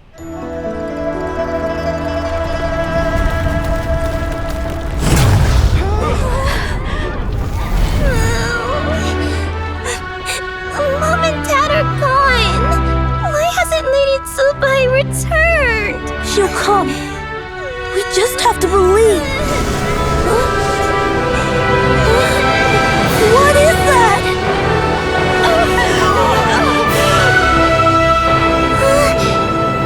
Lady Tsubai abandoned us. All places tainted by the abyss need to be purified. That includes Long Gone. And what of its people? You know what will happen. You are but an emissary to the mortal realm. This is Heaven's will. There is no need for guilt, and no place for hope. I wouldn't dare. But the people of Langan honor me, worship me, pray to me. If I do not answer, the guilt will be too much to bear.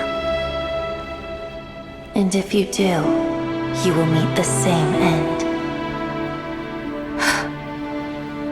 Then as their god, I shall die among them.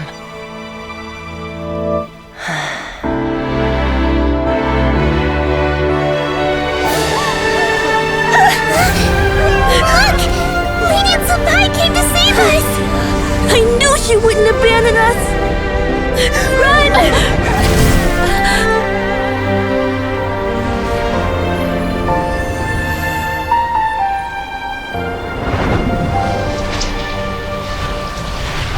You have done enough.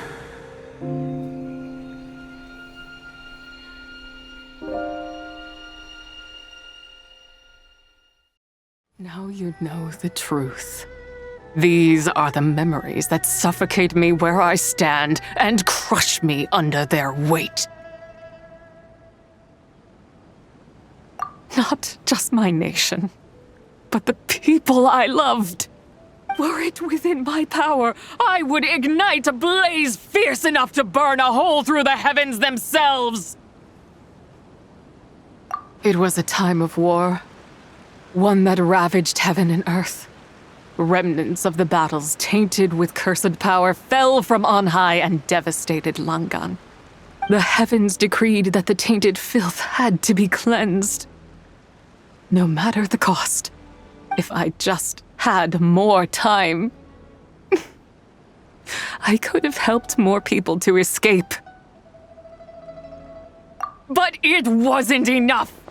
I just needed a bit more, and they all could have survived.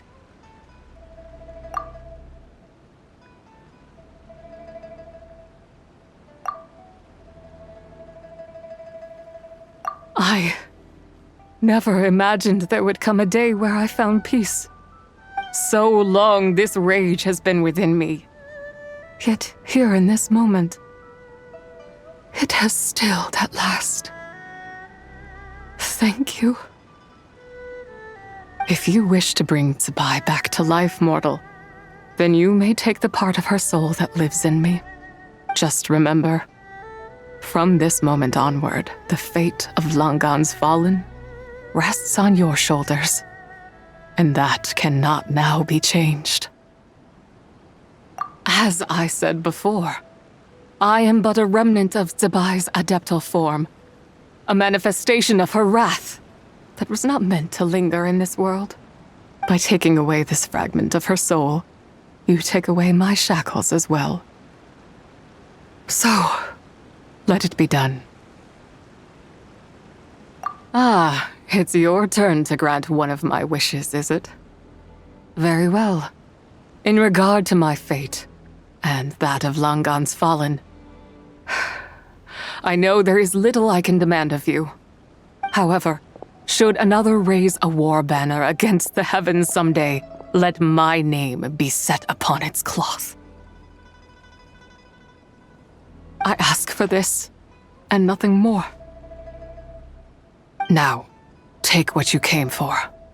I was a lone moon, shrouded and dimmed in cloud-veiled night. Now darkness breaks, free and unburdened. I reclaim my light.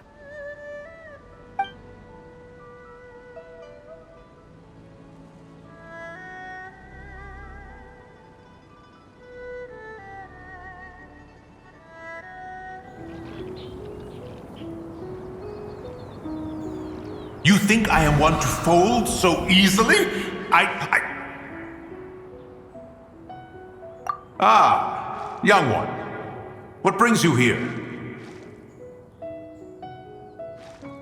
My, what exquisite mint seedlings. Was it you who planted them? I had not taken you for one so versed in the horticultural arts.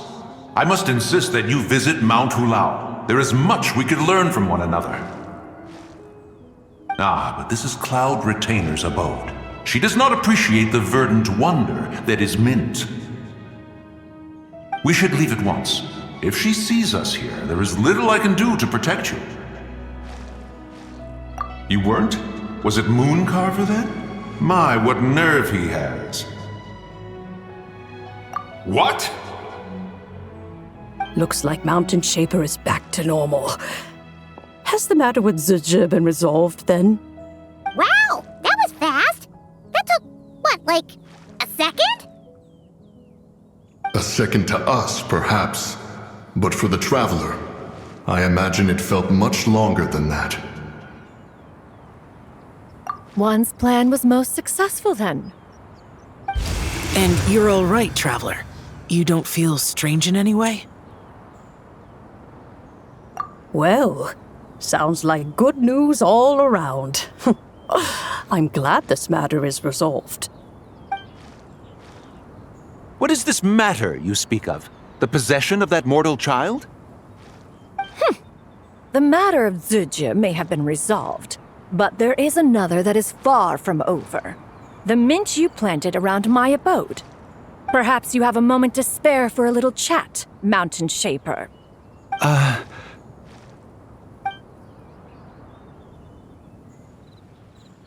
You seem reluctant to talk in detail about what happened with Zizhi.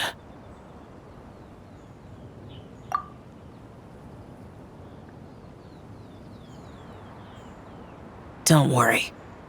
I won't ask you to reveal her secrets to me. And I doubt the other Adepti will either. Huh? You don't want to know what happened? The expression on your face. I know it well, Traveler. It's one I've seen Rex Lapis wear on many occasions. Whatever you learned, it must be too heavy to share. But you're okay, right, Traveler? That deadly herself didn't hurt you, did she? Well, as long as you're not hurt, Paimon doesn't need to know anything else. Even so, I hope you feel like you can entrust me with it. If I learned anything from our time together, it's that one should not have to shoulder such a weight alone. Not to mention that certain knowledge brings danger in its wake. I would never want you to feel forced to be the sole keeper of such secrets. Yeah, kind of like how one person can't finish a whole slime, you know? Better to grab a bunch of friends and eat it all together. Exactly! Wait, no! Paimon's just saying we've got loads of friends who'll be more than willing to lend an ear.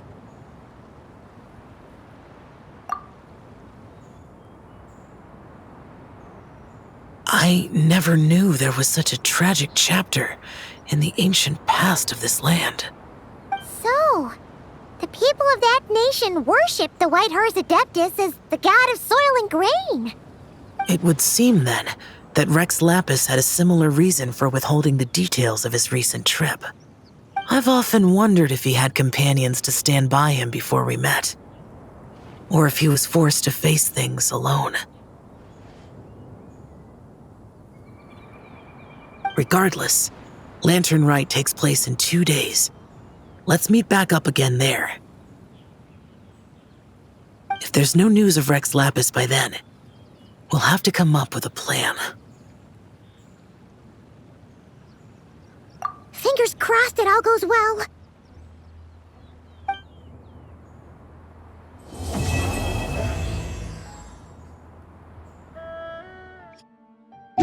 Boats are made for... Time to meet back up with Xiao. Let's head to Mount Outsong.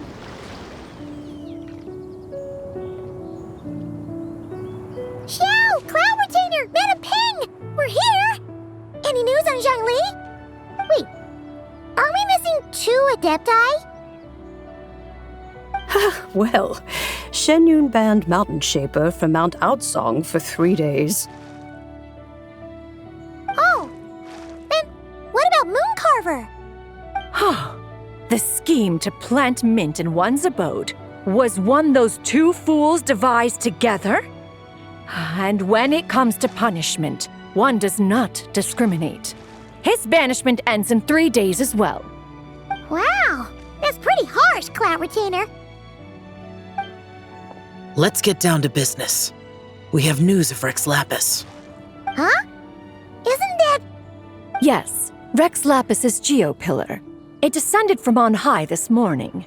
He must have sent it for a reason, but it does not respond to our touch. So, what does it mean? Is he in trouble? Not necessarily. It could be a message only a specific person is meant to receive. Traveler, you alone spoke to Rex Lapis before he left.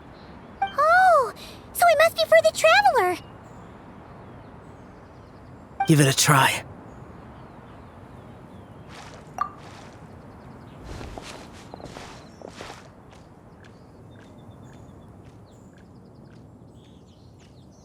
Come to the spring on Mount Qingse. I have left an entrance for you.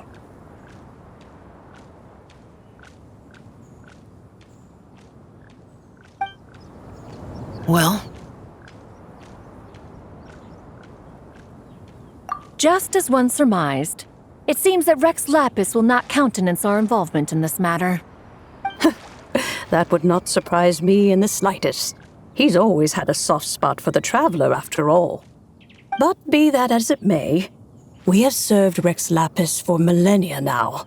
In other words, I'm sure this has nothing to do with favoritism. He's probably just trying to protect us. That's right. So you mustn't let your guard down, even if Rex Lapis is by your side. All right, let's get going.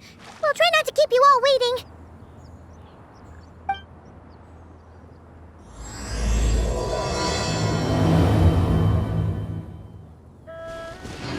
Keep your eyes peeled. He should be around here somewhere. Who could have imagined that the once mighty Geo Archon might end up so sitting on a humble stool in the woods, quietly weaving moon lanterns.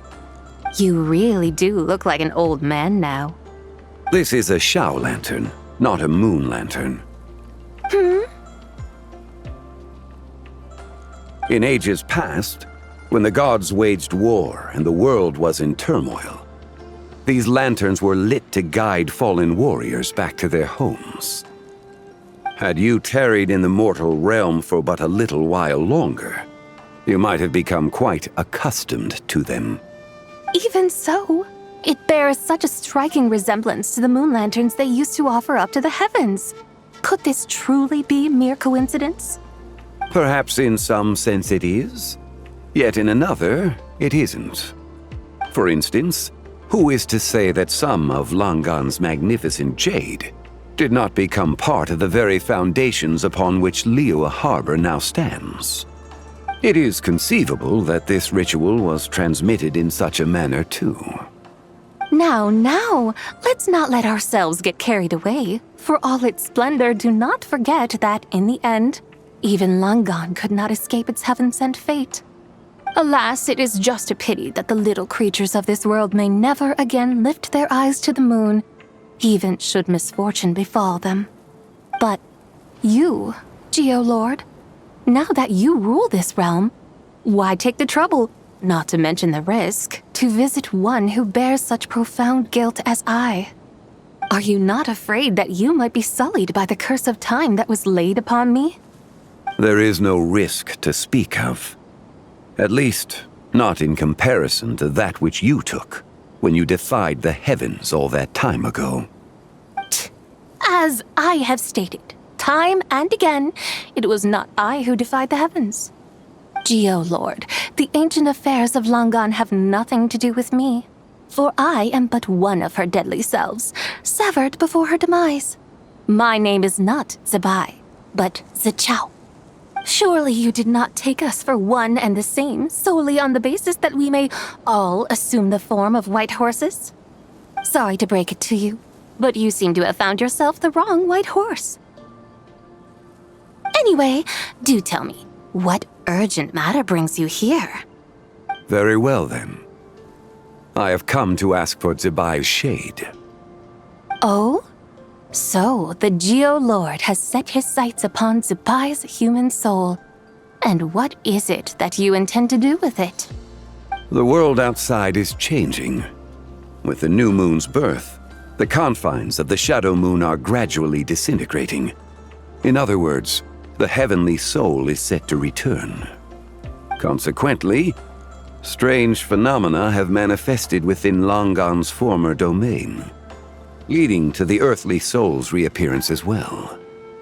The last of the trio, the human soul, is in your possession. Most intriguing. My intention is to gather all three together, so that an old friend may finally make her return. I must admit, it seems that some remarkable affairs are coming to pass in the outside world. Yet there is one thing you seem to have overlooked, Lord of Geo. Back in the day, it was you that freed me from that painting. And afterwards, I took up arms in your name. Together we first subdued Chenyu Vale, then brought peace to Mount Qingse. It was for this cause that the contract between us was made. But now that the debt has been repaid, what cause have you to expect my aid? Zebai and I have long been friends. Given not only that you were manifested from a corrupt desire within her divine form, but that you also possess a fragment of her soul, how can you purport to be the wrong white horse? I think you'll find that we are now as separate and distinct as any two beings ever were. What once shone with radiant purity has long become dust. What you see is no longer what it was. Oh, great Lord of Geo, should this still be unclear to you, I bid you take your leave. It seems that the fault lies in my own lack of consideration. As you wish, I shall let this matter rest. Wait! One moment, if you will. Should this not be your opportunity to propose a new contract? The part where you make me an offer I simply couldn't refuse? Even those puny mortals know how to haggle when striking their bargains. Should you, the famed god of contracts, not likewise strive for success through negotiation? Come now, enough with the posturing. It's time to name your price. Very well. I had, in truth, prepared a new contract for your consideration. I knew you would not come before me unprepared. Yet, you should know that I want for nothing, for I live in the mountains, carefree and untroubled. Occasionally, I even find sport in teasing the mortals who stumble into my presence. Then why persist in telling them those ancient stories? I speak of what transpired before the sky collapsed and the earth sank into itself. That is merely my way of passing the time. And what of it? Would any believe, much less remember, the ramblings of a mountain hermit? Those tales have long since spread throughout the mortal realm. Who? Should my words prove insufficient, I invite you to see the world for yourself. To this end, I have found you a pair of trusty guides. The Lantern Rite is presently underway in Liyue, and should prove quite intriguing for you. So this, then, is the contract you have prepared for me? Indeed it is. Think of it as a contract for a one-day festive excursion. Surely you do not hope to offer this in exchange for Tsubai's shade. The foundation of my very existence for a little excursion seems a little steep, wouldn't you say? Why not see for yourself? You can always decide afterwards. The final determination, of course, shall rest with you. Is that so? Then perhaps this deal might not be entirely off the table after all. Where then are these guides of which you speak? Hey, it's Young Lee! Oh, we've been looking for you everywhere. We thought you might have gone missing. You're here. So these are my guides. Well, well. They certainly look the part, I'll give you that. Guides? Oh, you poor innocent little creatures. The benevolent Lord of Geo has sold you to me, which means that for the rest of this day, you belong to me. Sold us to you? Just what have you gotten us into, Zhangli? The situation is not quite as dire as that would sound. I ask only that you accompany my Adeptus friend on a tour of Liyue. I would suspect that depends on how well you entertain me. Entertain you? Let us start with this Liyue harbor of which I have heard so much. Nowhere is quite so fascinating as a place teeming with little mortals. How come this Adeptus sounds so different from what Paimon imagined? Okay, we'll take care of it. Get ready to find out why they call Paimon the best travel guide in all of Tibet. Look, we've arrived at Liyue Harbor. Not only is it Tibet's busiest port, it's also the beating heart of Liyue. So, dear Madam Adeptus, where would you like to go first? With humble fare and wine to sip, in comfort clothed and soul at ease, one eats, and all the heart's ills cease. So we're heading straight for the good stuff?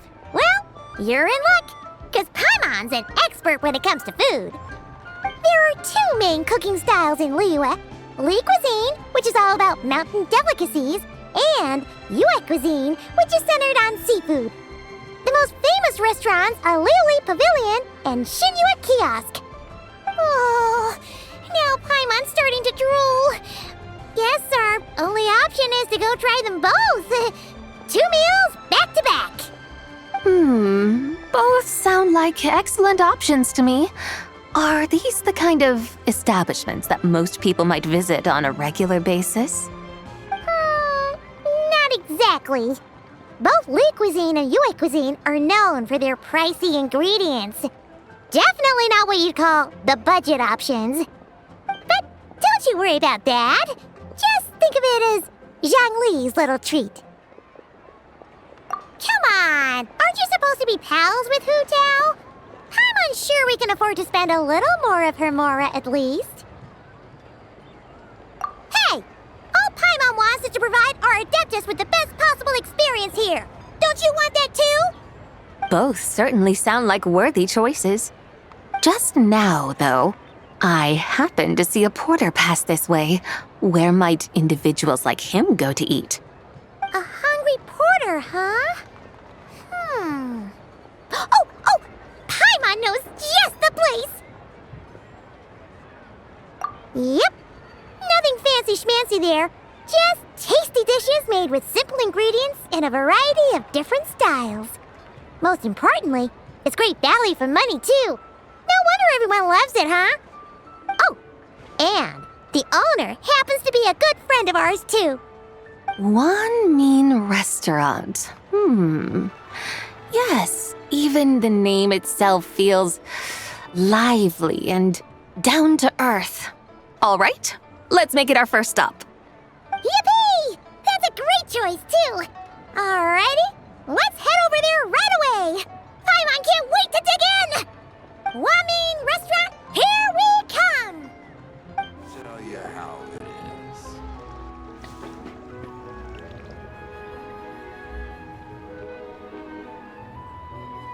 Xiangling, Chef Mel, we're here. Oh, hello there. What a surprise to see you two. Welcome, welcome. Hey there, Traveler and Paimon. We're a little busy today, so grab a table while you still can.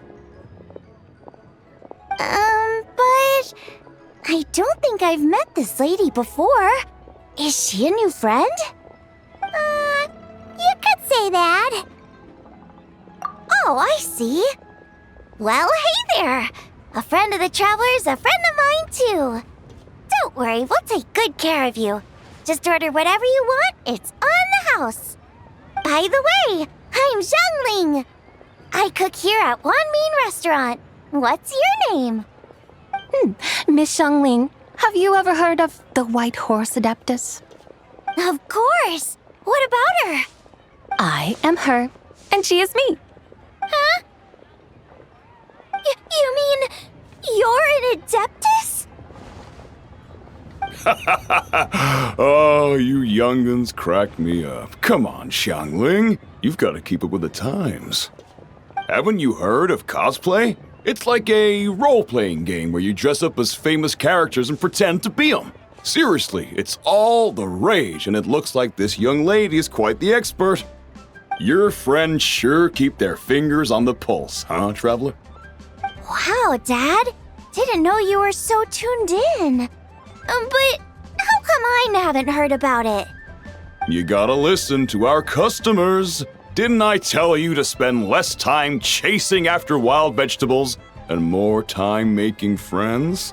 You're even more out of touch than I am. Hey, I like making friends too. Isn't that what I'm doing right now? Anyway, even if it is just a costume, is it alright if I still call you White Horse Adeptus? Of course it's all right, because that's exactly who I am. Okay. I can see you're really committed to the role. How about I call you the real White Horse Adeptus instead? In that case, you can call Paimon the real Traveler. You're right. You could have at least switched outfits. Puny mortals. Nevertheless, I suppose it might be amusing to indulge in your little charade for a while at least. All right, go grab yourselves a table. I'll come take your order in a bit. Hello. May I ask if Miss Xiangling and Chef Mao are here? Yeah, they're just over there. Wait a sec. Aren't you? So, what would you like to... Huh? You're... Hello. Miss Xiangling.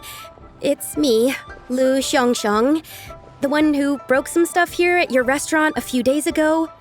I just wanted you to know how sorry I am. I honestly don't know what came over me. Please, please forgive me. Oh, it's you. You really gave me a fright that day, young lady. You didn't actually get food poisoning from our blackback perch stew, right? Come on, Dad. She's come to say sorry. It's all right, Miss Lu. You must have been feeling a bit off that day. You're looking so much better now, though. Why don't you grab a table, too? This one's on the house. No, I couldn't possibly. Hey, it's totally okay. We all feel under the weather sometimes, especially when we're away from home. Go on, find yourself a... yikes. Looks like all the tables are taken. Wanna come sit with us? We've got an extra seat over here. Thanks, guys. So what would you like to eat today? Feel free to order anything you like.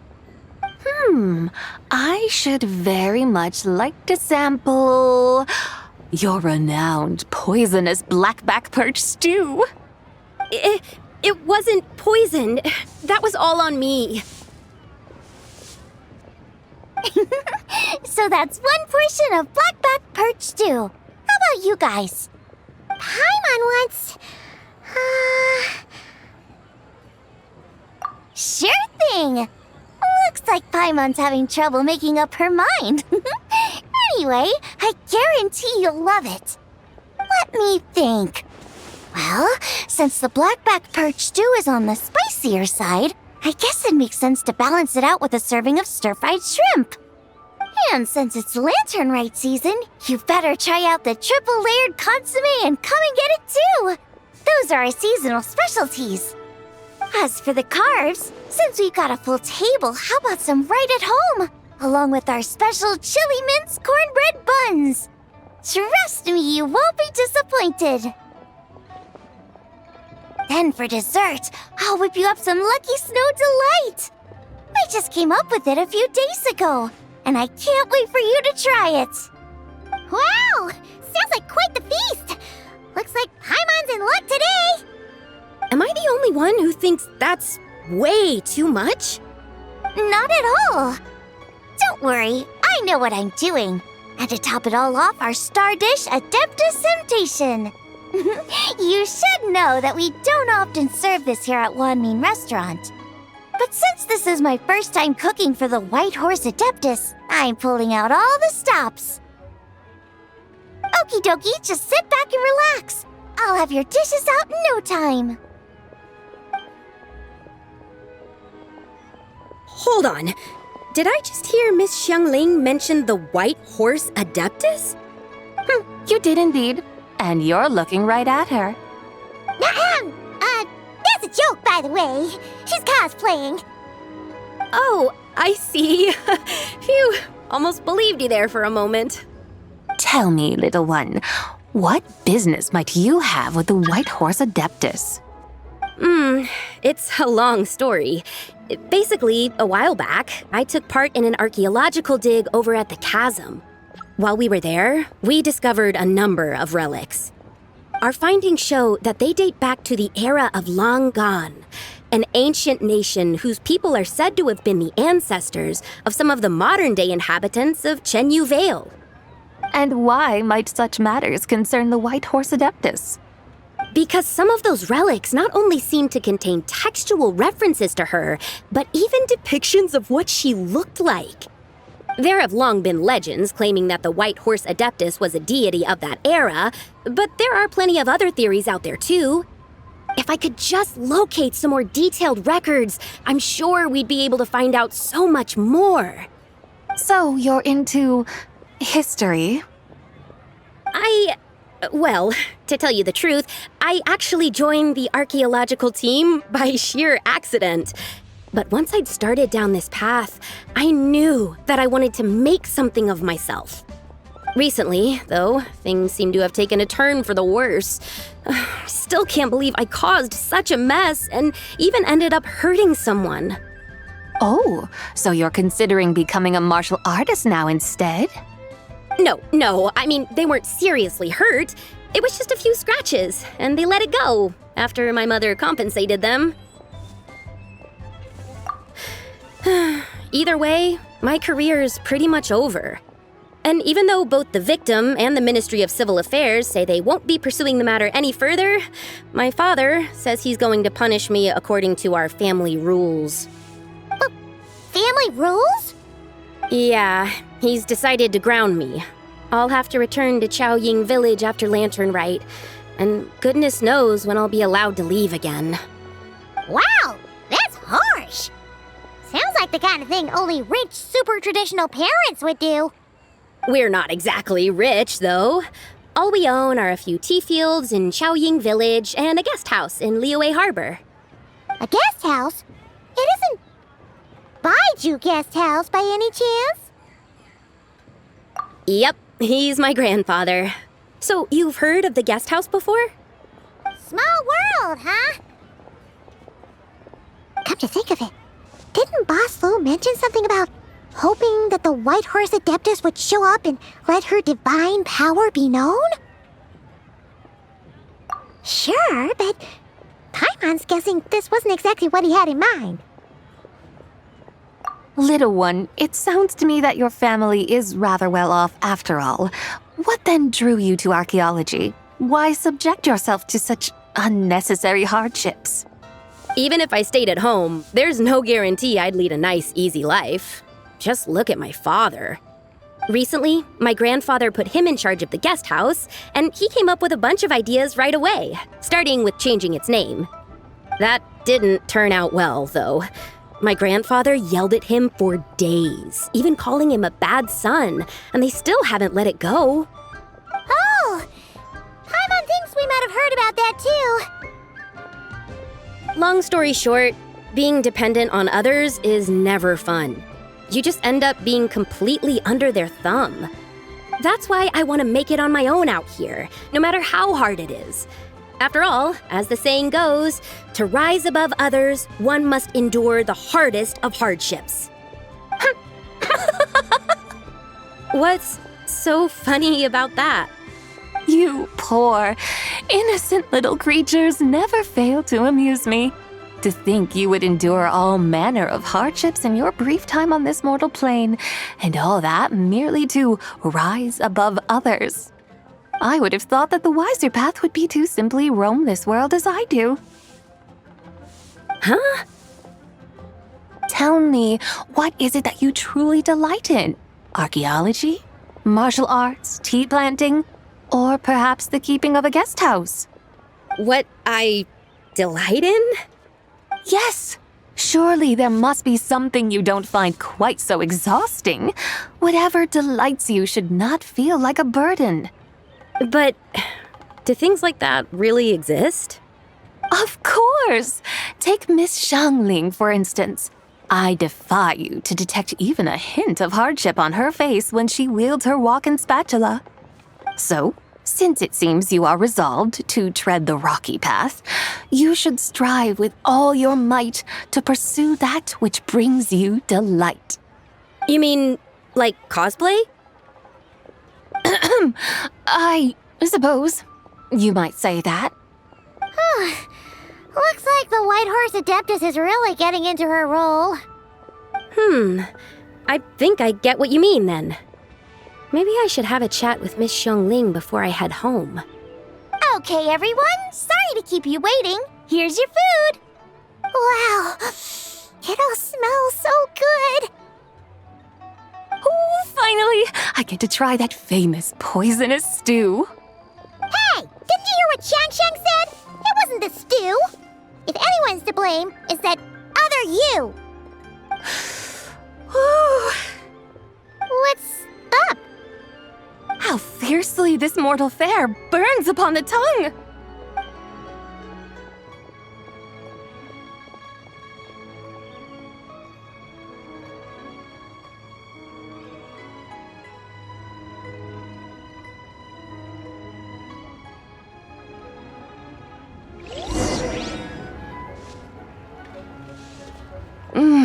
most satisfying as poisonous dews go. So, where to now? Time, I think, to seek out some diversion?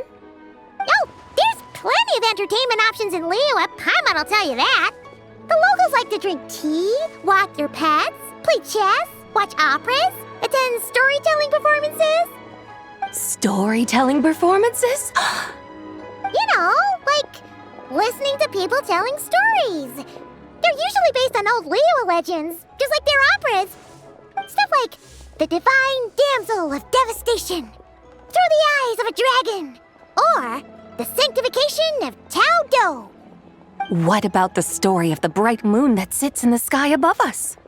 Paimon doesn't think she's heard that one. Still, the moon does come up quite a lot.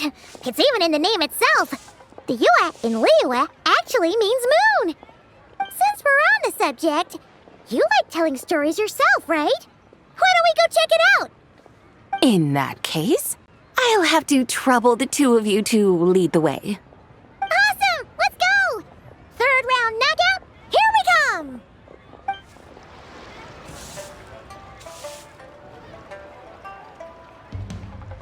What a tongue twister! I'd have made a complete fool of myself if I tried to say it on stage without practicing it first. Huh! Call yourself Iron Tongue, Tien. Wobbly Tongue, Tien, more like.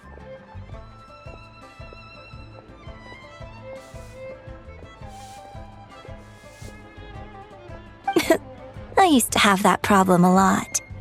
But if you just take your time to grasp the meaning and commit it to memory, you'll be able to say it smoothly in no time.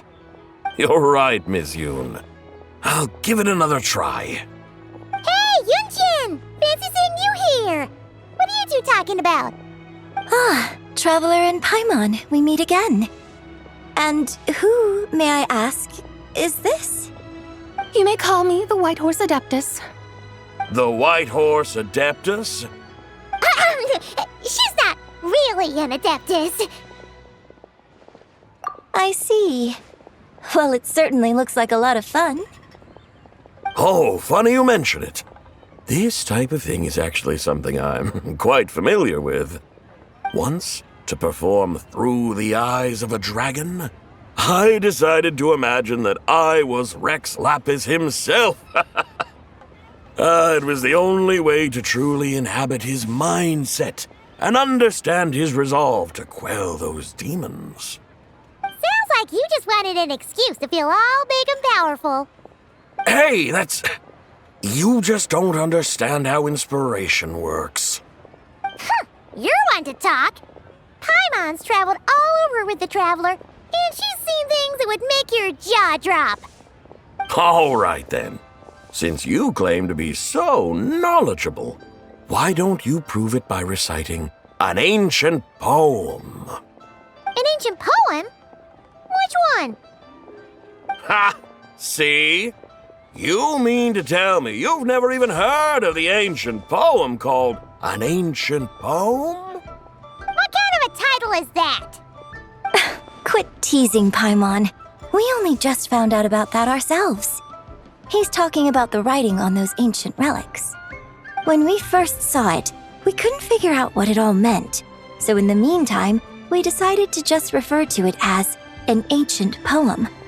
However, thanks to the painstaking work of the scholars who were tasked with decoding it, it seems like that's exactly what it was. Or rather, an ode offered in veneration of the moon and the White Horse Adeptus. Oh yeah! Didn't Kuching mention that before? It's got something to do with Longan, right? That is correct. The Ministry of Civil Affairs has issued a notice stating that, although it is true that the moon may disappear tonight, we should be in no danger. In other words, there's nothing to fear. But if you're worried, we can always take a leaf from the Book of the Ancients. By reciting this poem, I mean, and calling for the White Horse Adeptus's aid. If we do that, I'm certain she'll protect our moon and keep us safe. Whoa, seriously? Paimon has to get a look at this.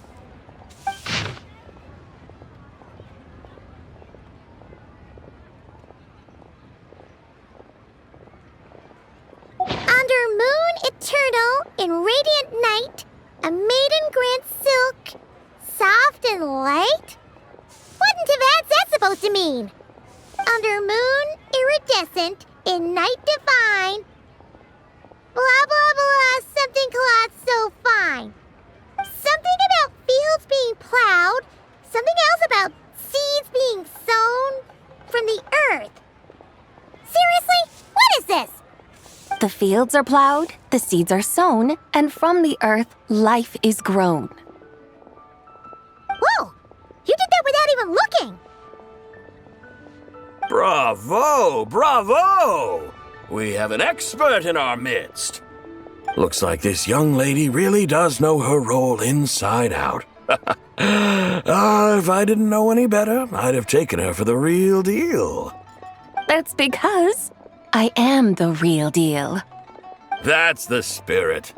This is exactly the kind of mindset I was talking about. Behold, mortals, I am none other than the indomitable Rex Lapis himself. Kneel before my godly splendor. Believe me, young lady, I know exactly why you do it. Back in the day, I was just like you. I must say you are rather amusing as mortals go. Miss Whitehorse Adeptus, it is a great pleasure to make your acquaintance today. I have some questions regarding the poem, and I was wondering, perhaps, if you might be able to shed some light on it? You want me to explain the full meaning of its verses? Your guidance would be much appreciated. Fascinating. Tell me, do all the people of Liyue still express such reverence for the ancient ways? Well, it's true that we hold a deep fondness for our history, but it is hardly our only pursuit. One of my good friends, for instance, is even more devoted to the modern Fontanian art of rock and roll. Exactly! And don't forget, great practitioners of the role-playing arts walk among us too. People like me and you, young lady. Yes. So rather than placing too much emphasis on our reverence for the ancient ways, it might be better to say that here in Liyue, 100 passions bloom, each with a voice of its own. I see. Then, I suppose it wouldn't do any harm for me to enlighten you. In truth, it is but a simple poem of blessings. Its meaning is this. As the eternal moon rises in the night sky, a maiden adorned with lustrous jade descends upon the earth. She blesses the kudzu vines and mulberry leaves, so that they may be used to make coarse cloth that is nevertheless soft, light, and comfortable to wear. As the iridescent moon rises in the night sky, a maiden adorned with lustrous jade descends upon the earth. She blesses the kudzu vines and hemp, so that they may be used to make fine, luxurious cloth. As the frost moon rises in the night sky, a maiden adorned with lustrous jade descends upon the earth. She blesses the mugwort and artemisia, so that they may be perfect for divination. So she really did come down from the moon? She shows the people how to use the plow and spade to purge the land of weeds, till the soil, and heap up the earth to make it fertile. Then with the hoe, she teaches them to sow their grain, bestowing the promise of life upon every seed. She blesses the millet and the beans, ensuring that their stalks and vines stretch forth without end. She graces the wheat and the rice, so that their heavy heads are filled with plump, glistening grain. Sounds like she's a real pro at all this farming stuff. The fruits of the field are harvested and brewed into sacred wine for honored guests. This we reverently present to the divine maiden, with every ceremonial step flawlessly observed, so that she may witness the depth of our piety and respect. Oh, divine maiden, how can your graceful presence in the sky not seem like that of a fairy descending from the heavens?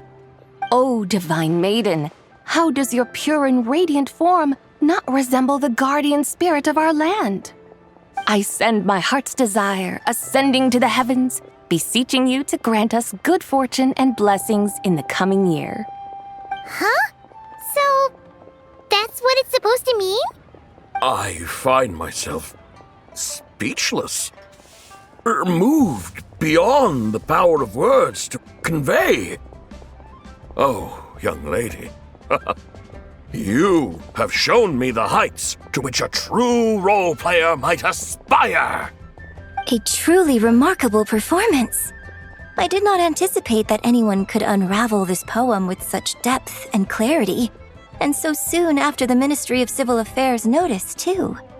I'd even begun to consider myself somewhat versed in the matter, but as they say, there's always someone more knowledgeable out there. Allow me to extend my thanks to you, Miss Whitehorse Adeptus. You are far too humble, young one. I must confess, it is I who have been surprised, not only by you, but also by this Liyue harbor of the present day. Ah, so you're not from Liyue. And what, may I ask, has surprised you about it? Oh, it's nothing really.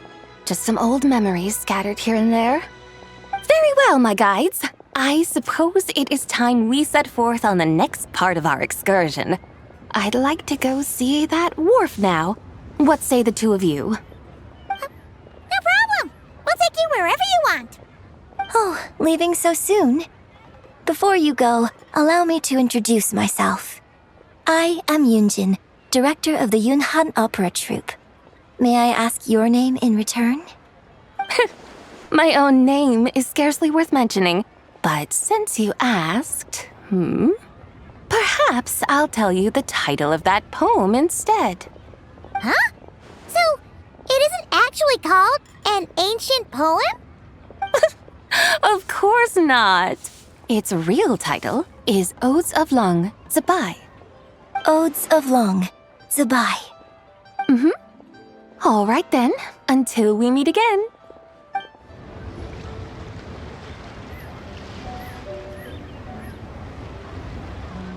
Hey, Ganyu! I almost forgot to mention. On my recent trip to Nodcry, I came across something really fascinating in the Frost Moon Scion's library. I found records in their collection of another divine envoy living on the moon. A divine envoy on the moon? You don't think it could have been referring to the Whitehorse Adeptus too, do you? No way to say for sure. Still, the similarities between our legends are intriguing, to say the least. Isn't it amazing? Especially when you consider how far apart we are. It truly is. We might live in different lands, but when we look up at the night sky, we all see the same moon and stars. Right? It's like we're all bound together, no matter where we are. When you think of it like that, it's almost as if our friends from other nations will be right here celebrating with us. Isn't that a wonderful thought? No wonder you were so excited to go see the giant lantern when you first got back. Sounds like you're a real fan of the Whitehorse Adeptus, huh? I guess you could say that. Just a pity she's so elusive. Even Granny's never met her, you know? Maybe she really is just a legend after all. Hey, Yanfei and Ganyu! Trust, Paimon. The Whitehorse Adeptus is as real can be. Huh? Oh, look! It's the Traveler and Paimon! Feels like I haven't seen you two in, forever. Happy Lantern Rite. It's so good to see you again. Hey, you two. Happy Lantern Rite. Did I hear you right just now, Paimon? Does that mean you've actually seen the Whitehorse Adeptus? She has indeed. And now, so have you. And you are? Why, who else? The Whitehorse Adeptus, of course. Could you maybe start with something else next time? You're the Whitehorse Adeptus? That's right. Allow Paimon to introduce you to our new friend, Zichao. She's been low-key obsessed with cosplaying the Whitehorse Adeptus ever since we met her. I see. Well then, greetings, Miss Zichao. My name is Yanfei, and recently I've been low-key obsessed with learning everything I can about the Whitehorse Adeptus. I'm sure the two of you will get along like a house on fire. Oh, and by the way, I'm Ganyu. So, Miss the Chow, you must be here to see the giant lantern too, right? A horse-shaped Zhao lantern? Is that what I think it is? That's right. A lantern made to honor the White Horse Adeptus herself. Isn't it gorgeous? Huh? What are you laughing at? Both the lantern and myself. What do you mean? Oh, this lantern truly is an artistic masterpiece. But tell me this, have any of you ever seen a horse before? Come to think of it, Paimon can't remember ever actually seeing one herself. What about you, Traveler? Oh, this horse appears to be mid-trot, but it has adopted what is called a lateral gait, where the legs on one side of the body move together in unison. A rather rare sight indeed.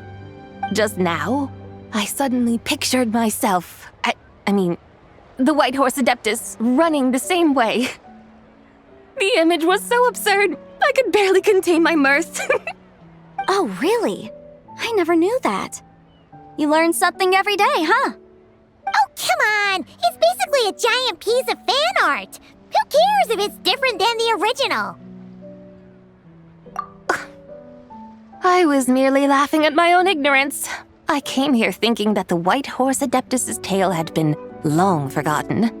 Yet here I am, gazing upon a lantern made in her honor. Well, you couldn't have been more mistaken.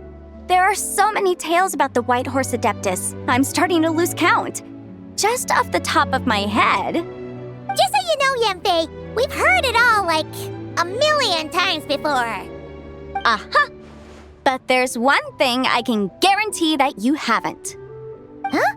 You mean like a new chapter of her stories come to light? Mm-hmm. And I heard it from Ganyu just yesterday. Hey, why don't you share it with the others? Sure, no problem. Where to begin? Do you guys still remember what Liyue's Moon Chase Festival is about? Of course! It's a festival held in honor of the Stove God. That's right. But it took a really long time for the Stove God Festival to become what it is today. In its earliest form, it was actually an adeptal ritual known as the Moon Chase Rite. Paimon remembers Madame Ping mentioning that before, but she never explained exactly what it was. According to Cloud Retainer, the Moon Chase Rite was originally a ritual meant for communicating with the moon. Communicating with the moon? But for what purpose?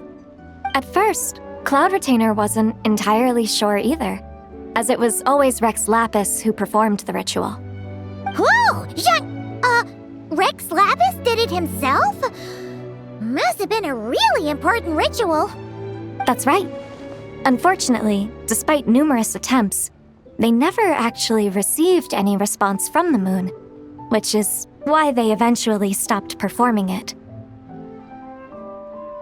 But then, just yesterday, Kaching took a picture of the moon being obscured by a dark hole to Cloud Retainer and asked if it had anything to do with the Moon Chase Rite. The moment Cloud Retainer saw it, it suddenly dawned on her that the rite might have been an attempt to reach the White Horse Adeptus all along. Does that mean Zhang Li's been trying to bring back the White Horse Adeptus all this time? So how about that? Bet you never thought there might even be a link between the White Horse Adeptus and the Moon Chase Festival.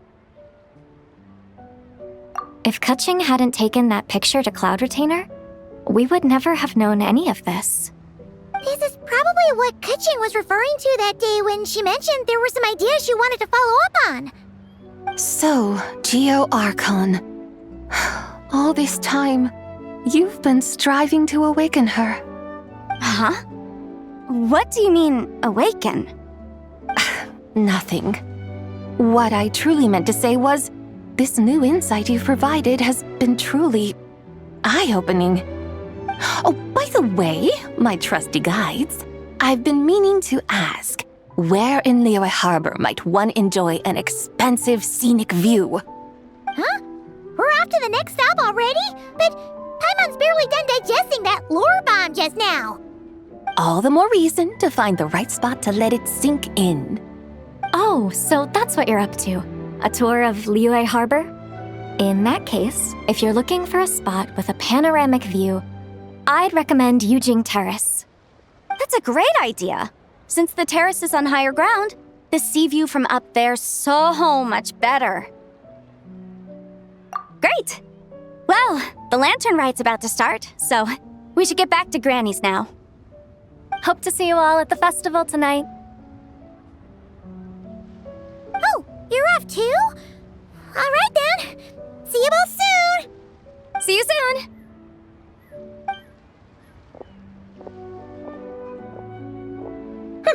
Very well, my guides. What are we waiting for? Okay, you're the boss. Yujing Terrace it is. After all, the customer's always right. Something else you needed to do? Oh, Paimon likes that idea. And what, may I ask, is a photo? It's this awesome invention that lets you record moments in the blink of an eye. Except, you've gotta try not to actually blink. Oh? What must I do in preparation then?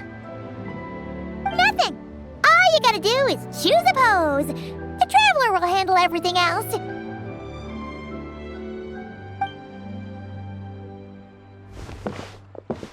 Come on, let's give it a try. Look, we got a great picture. Paimon's gonna call it The White Horse Adeptus Meets the White Horse Adeptus in Liyue Harbor. Huh. They've even discovered a way to preserve moments in time.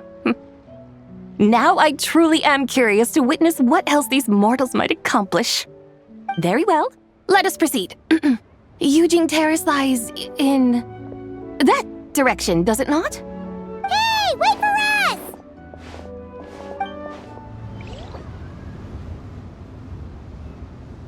Truly a marvelous view if ever there was one. It seems the charm of this Liyue Harbor is only heightened by the sun's dying light. And soon, people will start releasing their shell lanterns to mark the most important day of the year. Practically everyone will be with their friends and family, eating a big meal, chatting, and even setting off fireworks. Trust Paimon, it'll look even more amazing then. What do you say? Want to stay to see that? No need. Let us bring this weary day to a close. Weary day? You mean you didn't enjoy your tour? I had imagined you would arrange for me to witness some grand spectacle. Perhaps the descent of divine beings, the manifestation of the sacred before mortal eyes, or the appearance of a selfless hero come to aid the helpless and downtrodden. Or, should that not come to pass, then at the very least spend a little more coin.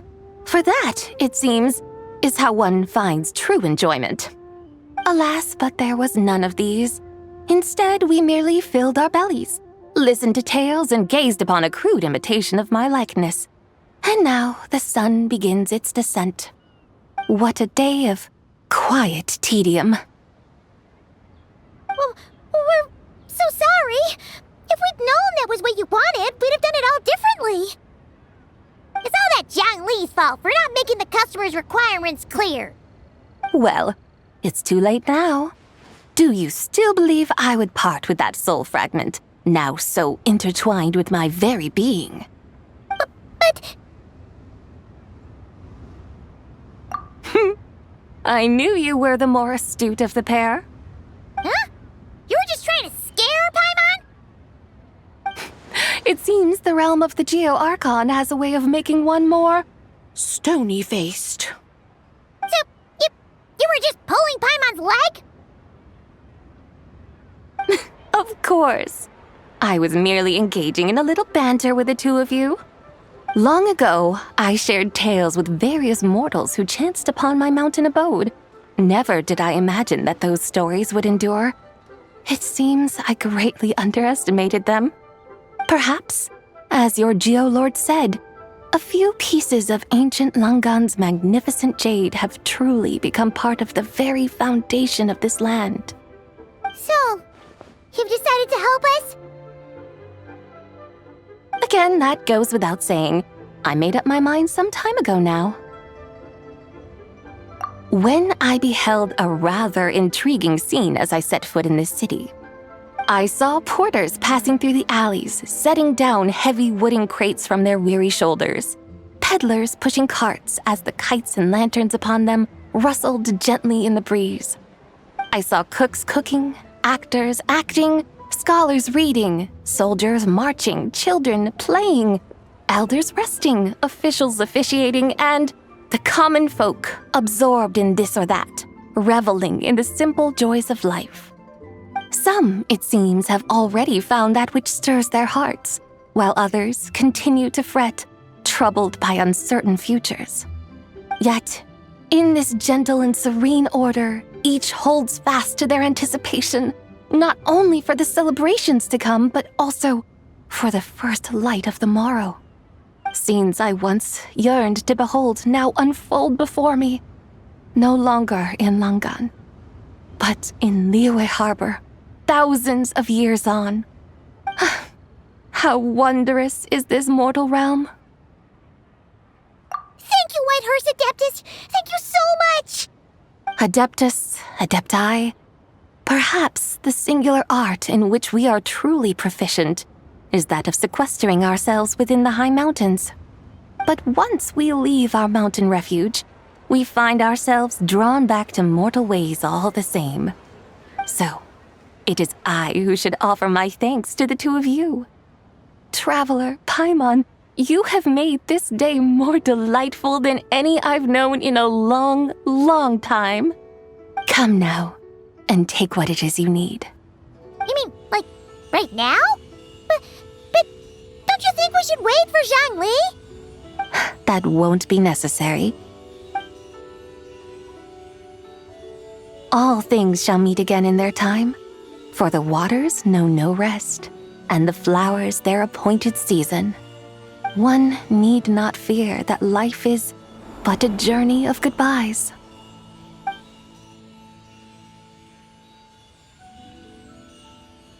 Is she gone?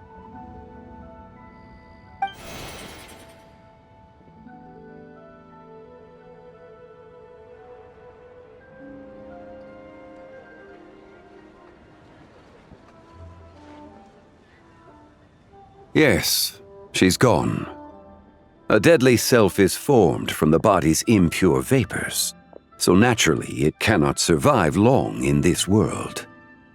Had it not been sustained by the remnant of Zibai's soul, it would have faded away a long time past.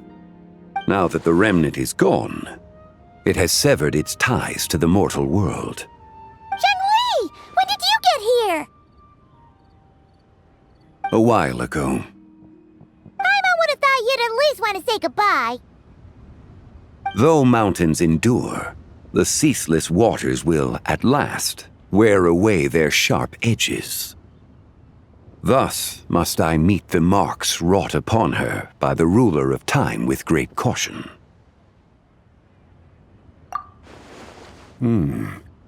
It may be goodbye for now, but someday we will meet again. Really? And when might that be? Who can say for sure? Years and years from now, perhaps. Or maybe tonight, at the Lantern Rite. Are you saying that if the Whitehorse Adeptus were to be resurrected, she'd still have the memories of the three deadly selves? That she'd still remember us? We will find out soon enough.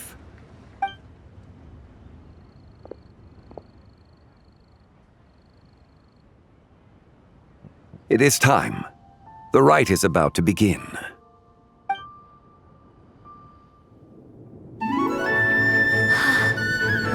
The rite is about to begin. Is the moon really gonna disappear? Got your lanterns ready, everyone? All set. Might be about time to put eyes to the sky. Wouldn't you say, Tianchuan? Look!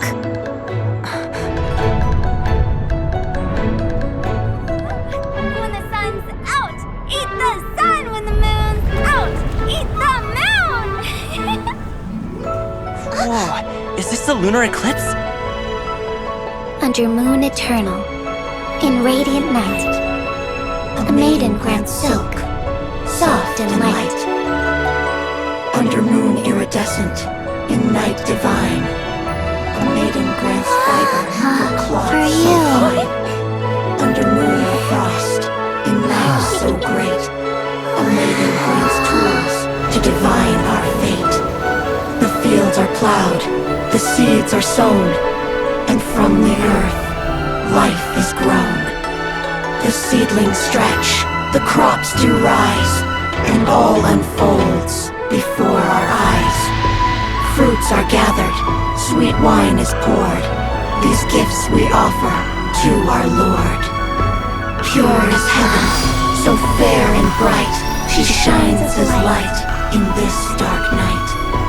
And with her does this, wish take flight.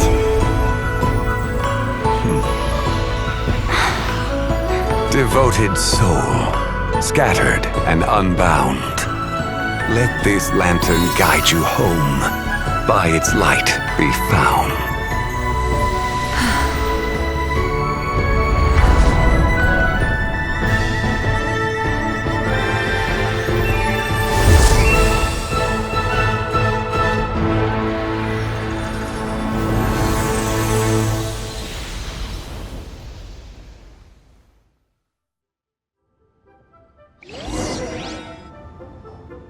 Did we do it?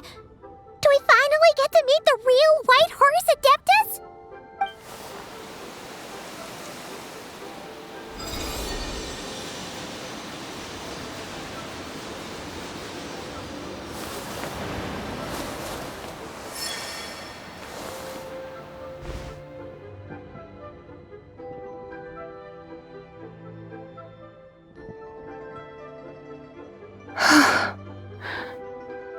This place. Where am I? A familiar land, now known by the name of Liyue. Liyue? The peaks adorn the clouded moon. Then, who might you be? Oh no! She seems to have lost all her memories after all. And those countless lights in the sky. What are they? These lights, each like a dwelling in glad accord, usher in this day of joyous rebirth. And whose rebirth might that be? That of my old friend, Zibai. Zibai? Yeah, that's you! Don't you remember anything at all? That's... me? Oh, yes. The envoy of the Lunar Palace, my name, is Zibai indeed. Then, you must be... the Lord of Geo, Heaven's Star. Many years have passed since we last saw one another. Zibai, my friend, welcome home. Home? But why does this place, this Liyue, feel at once so strange and yet so familiar? Who you are? Who are you? Ah, yes, I remember now. You are that treasure-hunting damsel, the one stricken by the poisonous fish stew. How goes your quest for treasure? You must have achieved both fame and fortune by now, I trust. Hey, you've got it all wrong! You're talking about Lu Xiangxiang. And how many times do we have to tell you? She wasn't poisoned! Sheesh! But I could have sworn... Oh, that's right. You're that impudent blonde youngster who kept meddling in my affairs. And to think you even had the audacity to presume yourselves worthy of being... What was it again? Yes, of being my guides. How very wonderful to see you again, my most faithful and beloved guides. I trust all has been well in my absence? Well, she finally got it right. But that sudden mood swing felt even weirder. It's like her head's packed full of slimes. It is possible that her cells have not yet settled. After all, they've only just been brought back together. It may be some time before she fully recovers. Huh? You mean, kinda like she's still half asleep?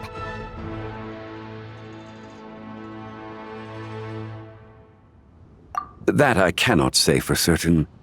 Perhaps a few days, perhaps a few years. A few years? Mortal years are but a poor measure when divine beings tread the realm of dreams. Well, if you say so. Anyway, at least she's whole again, right? That already seems like a pretty good outcome to Paimon. Yes, there is little cause for worry. We need only wait and let time take its course. Say, what are those little creatures over there up to? Celebrating Lantern Rite, of course. And those lights up in the sky? Those are all Shao lanterns. This year, each and every one of them carries a little wish inside. Lantern Rite. Then, may I join in too? Of course! Why else do you think we've been running around like headless chickens these past few days? Tell you what, Traveler, why don't we take the White Horse Adeptus out to celebrate? Who knows? Maybe seeing some familiar faces might help her find her feet? Hey, Zhangli! You've got some time on your hands now, right? Why don't you come along with us? By no means a bad idea, Paimon.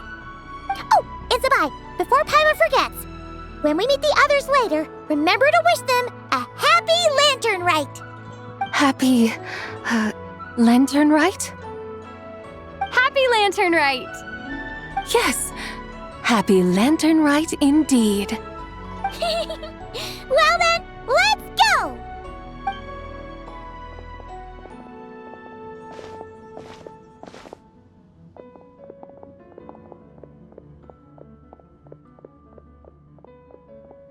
Lantern Rite.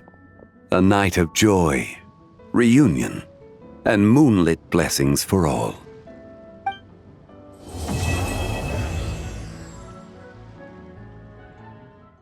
Paimon wonders how the White Horse Adeptus is getting along. Maybe we should check in on her? We can ask Zhangli where she is.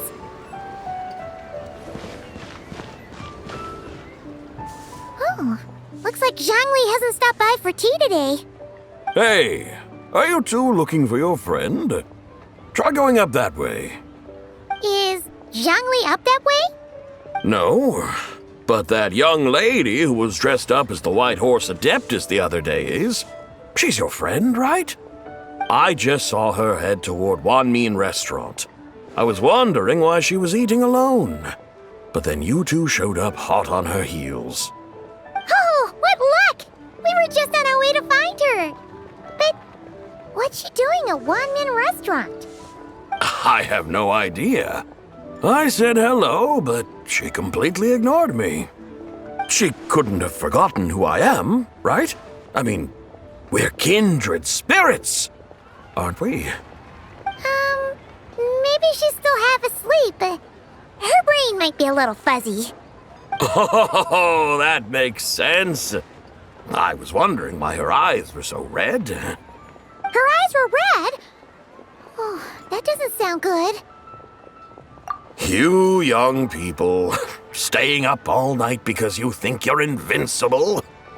Look at your friend, missing out on sleep so she can pretend to be the White Horse Adeptus. That's where that leaves you, you know. A word to your friend from someone who's older and wiser. She really needs some rest. Paimon won't be so certain about the older and wiser part. Yeah, what was that? Hurry along, then. Oh, and don't forget to come back and check out my Rex Lapis cosplay when you're done.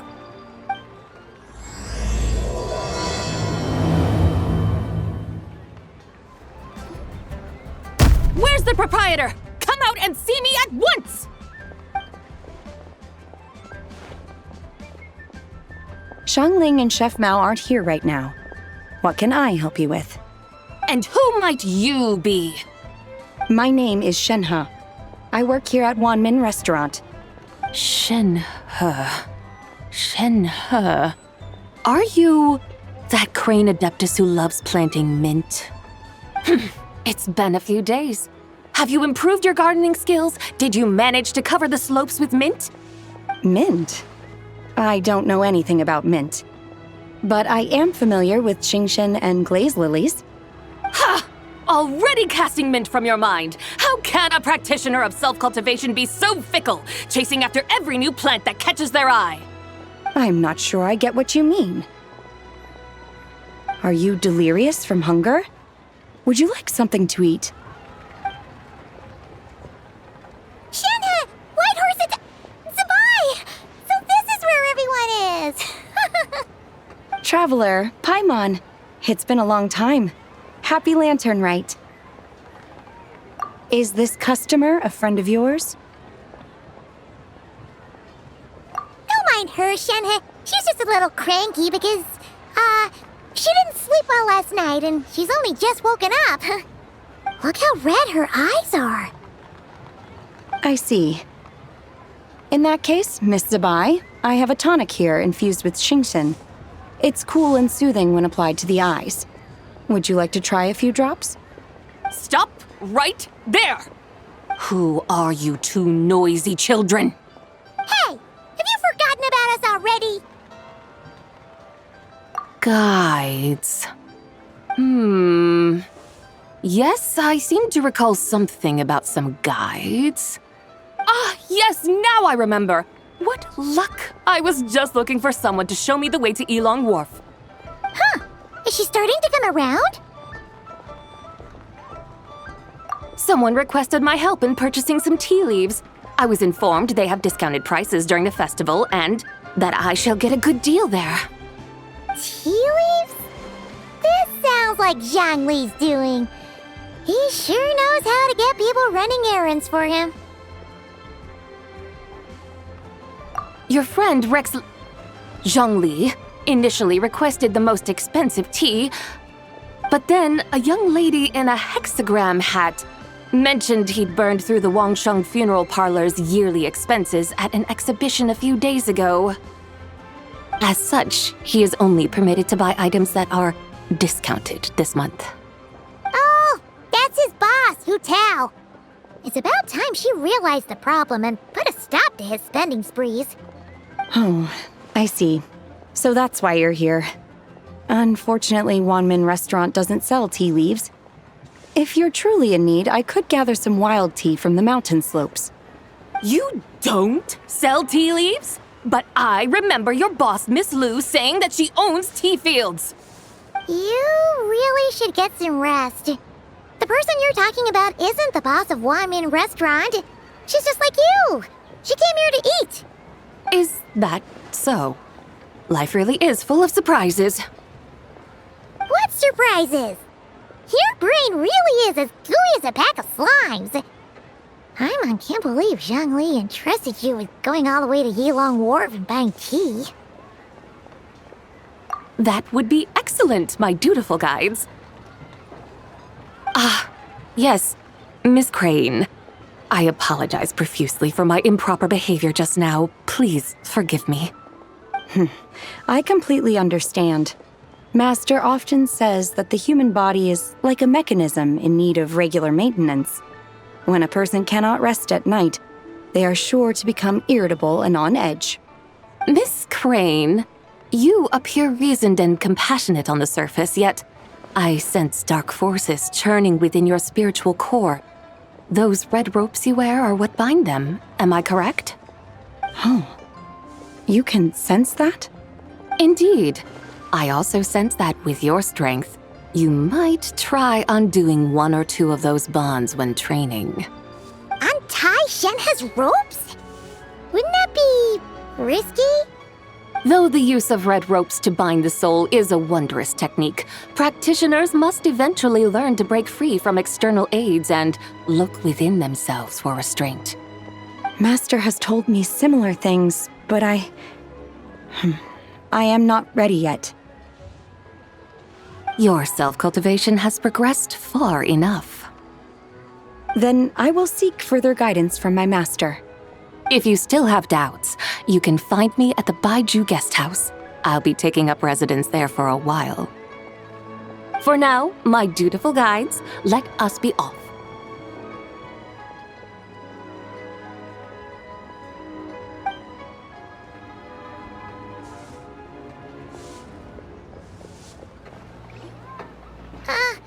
Aren't we going to Yilong Wharf?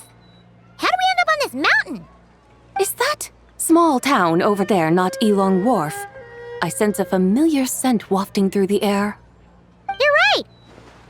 Except for the smell part. Paimon doesn't smell anything.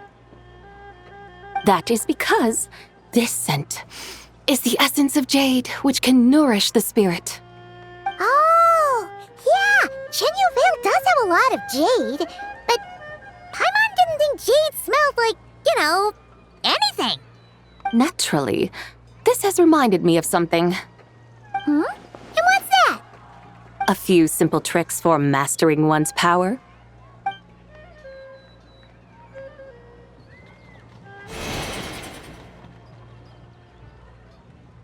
What is that thing? I'm sure you've been to Elong Wharf many times before, but I wonder if you've done so while cruising through the air. You've been such dutiful, dedicated guides, so allow me to offer this fresh experience as recompense. Please step in.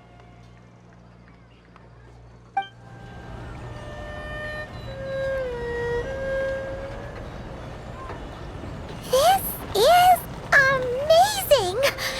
Paimon feels just like an Adeptus flying through the sky! What is this thing? I created it from my memories of the chariot of the Lunar Palace. Many years have passed since I last laid eyes upon it, so there may be some discrepancies. Nonetheless, it is functionally much the same.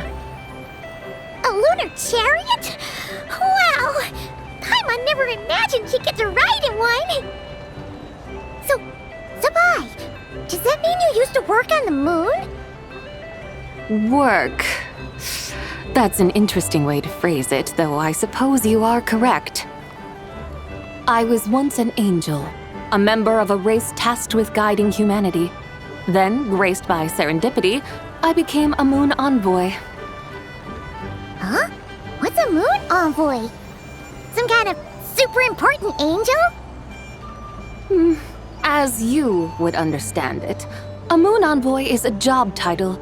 Any angel, or non-angel, can become a moon envoy. Does that mean you're not the only one? Of course not. Though my memories are still hazy, I vaguely remember some of my colleagues. There was one who liked to take on the form of an ibis. An ibis? Could it be... Can all moon envoys turn into animals? Does that mean Lauma could take that job? She can turn into a deer, and moon chanters are some sort of Luna envoy anyway, right? Moon chanter? I have no idea what those are. Oh, okay then.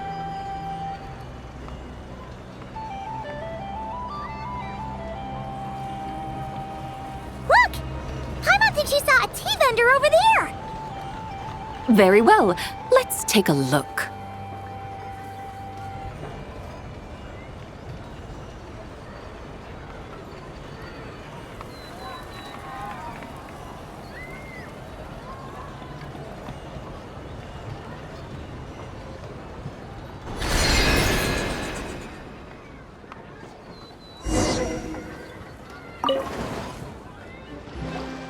Welcome, please have a look around. We only sell teas of the finest quality sourced directly from Chaoying Village. Right now we're offering a special discount for Lantern Rite. Look over there! Discounted tea!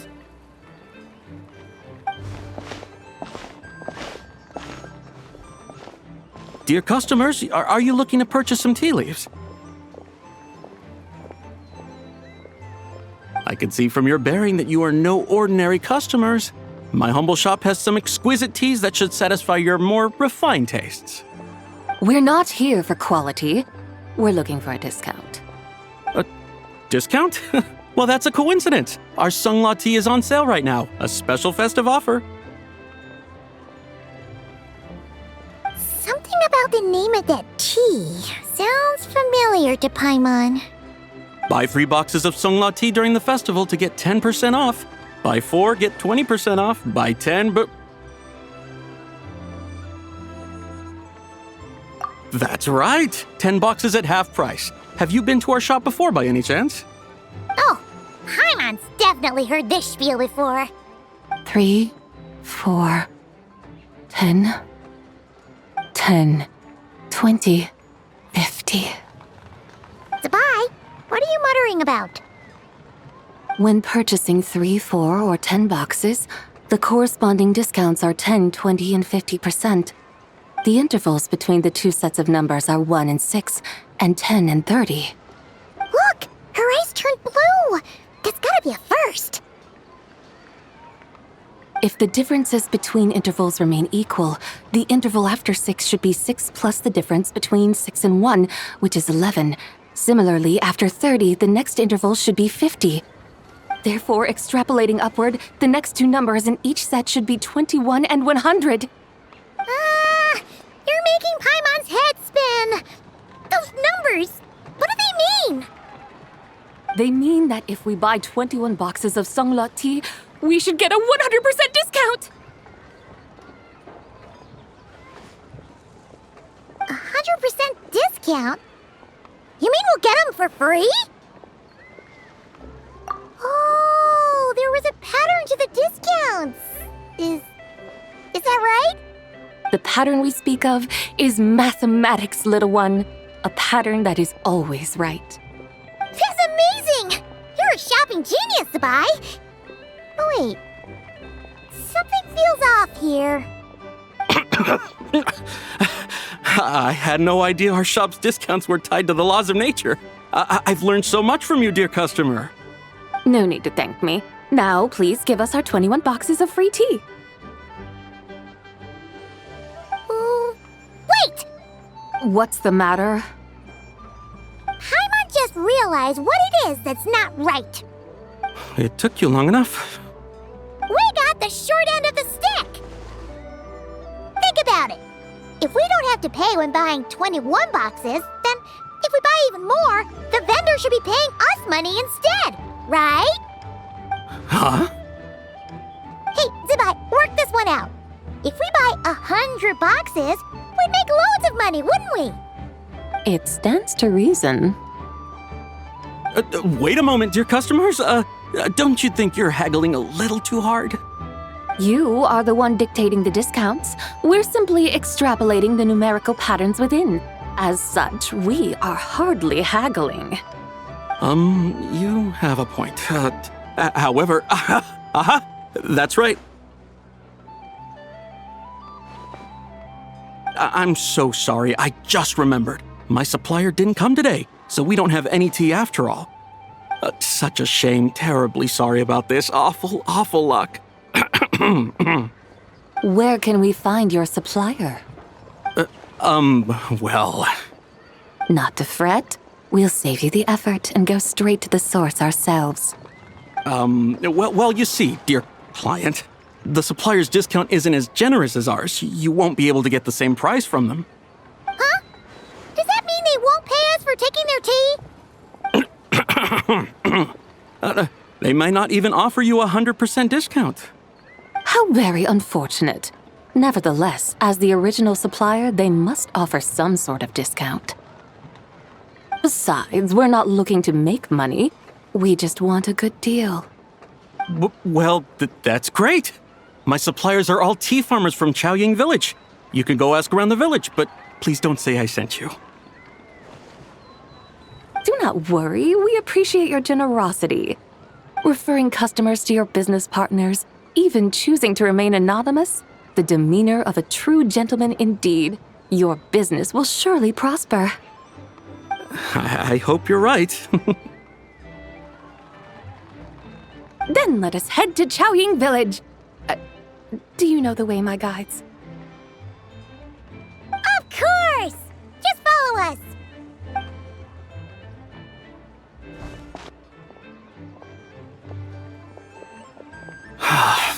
What otherworldly beings were those? Thank the heavens I managed to send them on their way. I should hurry home and pray to the White Horse Adeptus. May she bless me such that I never encounter such customers again. Here we are! Chaoying Village! The mountains and waters are pristine. They embody the beauty of heaven and earth. It's a good-looking place, all right. But it's hard to enjoy the scenery when Paimon can't stop thinking about all that tea-buying Mora we're missing out on. Should fate dictate, Mora will find its way to you sooner or later. Well, Morak certainly finds us often enough. He even sought us out in person this Lantern Rite. For now, let's look around and see if any tea farmers are selling their crop. We'll be able to see more clearly from up high. Let's take to the sky and enjoy the beautiful scenery while we're at it.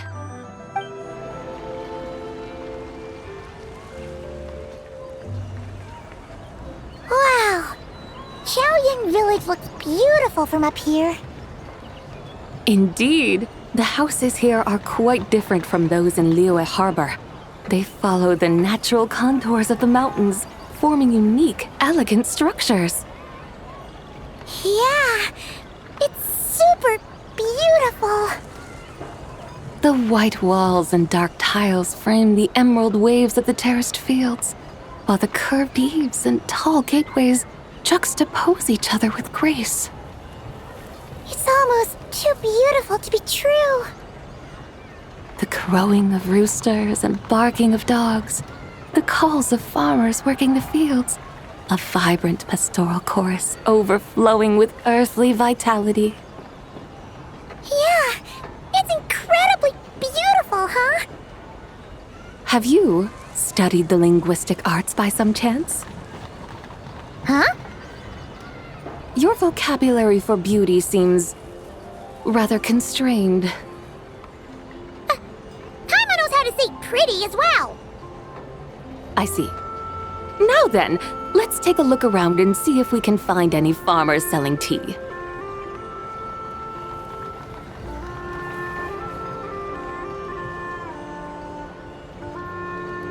Look! There's someone in that tea field! And they look kind of familiar. Wait, is that Lu Xiangxiang? And who is that? Oh, you'll remember her once you see her up close. Hey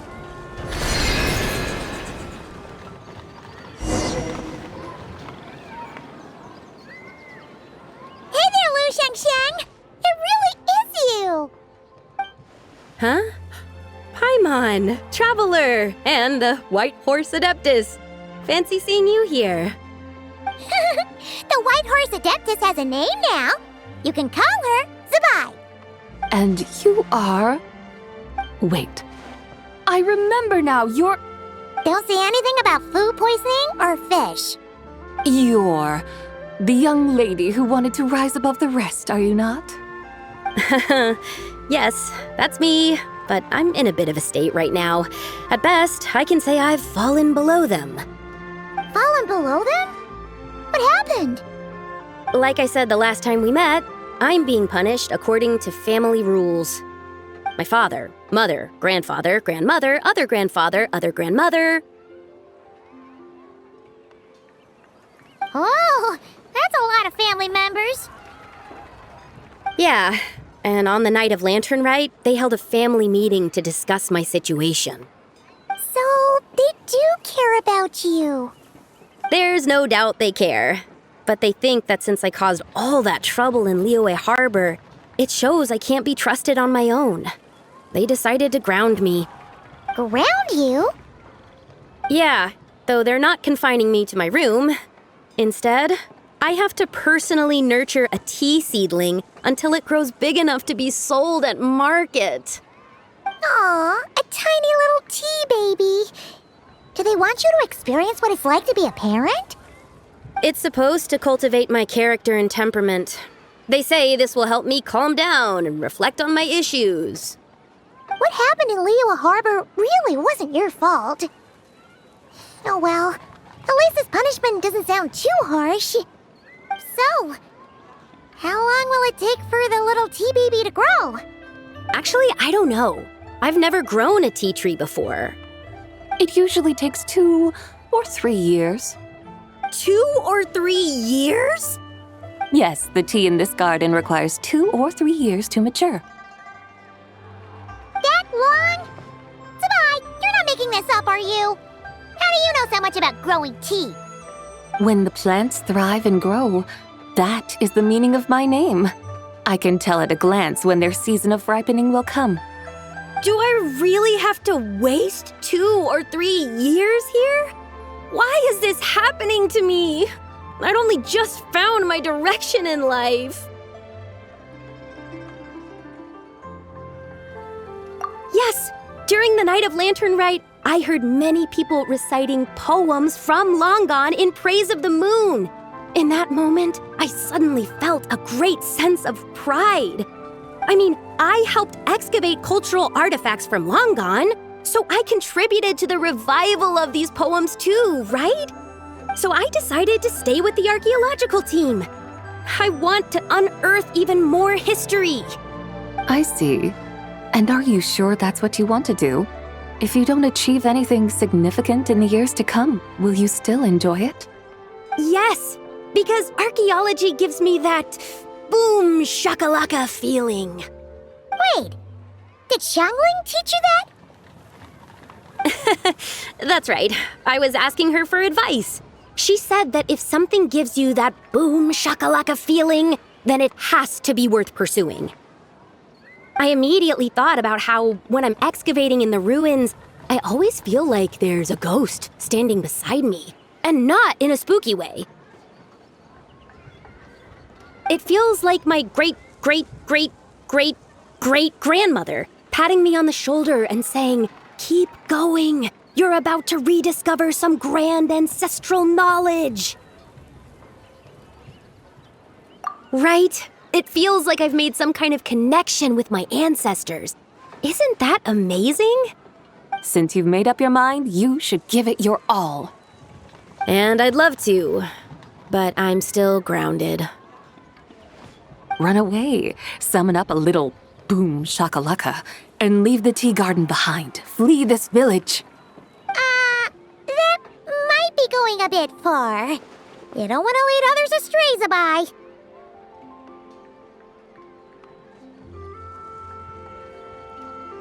Yeah! Tell them about your great-great-great-great-great-grandmother. She must be the most super-duper ancestor to have ever risen above the rest, right? I'd be better off telling them about the White Horse Adeptus. After all, she's the supreme riser above the rest who saved my great-great-great-great-great-grandmother. Then it's settled. Tell your family that your decision has my blessing. Thank you, Tsubai, but I don't think cosplay is going to work on them. They won't listen. They don't need to listen. You need only follow the rules they've set out for you. What do you mean? As I'm sure you know, some ancient texts refer to the White Horse Adeptus as the Daughter of Time. My family history contains such records, but what of it? If the White Horse Adeptus were to manipulate time to make your tea seedling grow overnight, then you'd be free, correct? Is that how it works? If the White Horse Adeptus were to really get involved, my grandfather would let me leave right away, but who really believes that she'd show up and help? It's not as if you have any other options. Why not try calling out for help? It won't cost you any more. guess I might as well. I've got no better ideas anyway. White Horse Adeptus, if you can hear me, please save me from my predicament.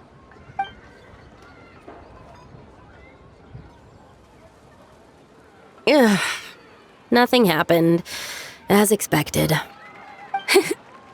Perhaps the White Horse Adeptus has already heard your prayer.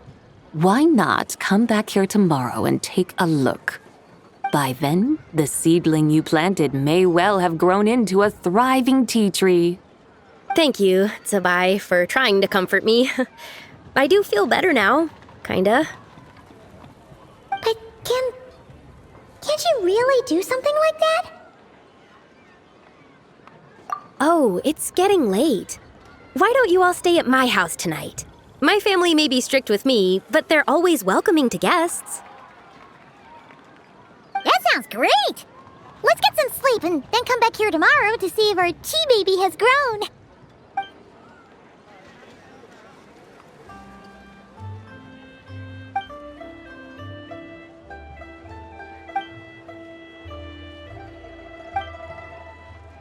Oh, the tea tree! Whoa! Your tea baby is all grown up! Indeed, it has grown into a mature tea tree that can stand tall in the face of wind and rain. How is this possible? It must be the work of the White Horse Adeptus. Your prayer must have moved her! Are you sure? Perhaps she heard your prayer and chose to answer the call. She once saved my great-great-great-great-great-grandmother. This time, she saved me. That's incredible! Your family must be blessed by the White Horse Adeptus. I guess so. I need to tell everyone the news right away. They'd better. Since this is the will of the White Horse Adeptus, I don't see how they could object. Go, and if you run into any more trouble, call out to the White Horse Adeptus just like yesterday. Thank you so much. Paimon really thought you were going to use Adeptal energy to make the tea baby grow, Zabai. When an Adeptus exerts effort, consuming their energy, is that not using Adeptal energy?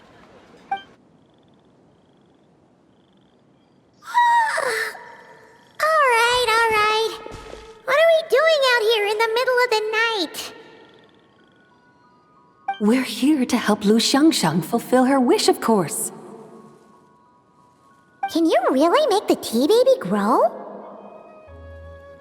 It won't be easy, but there are ways.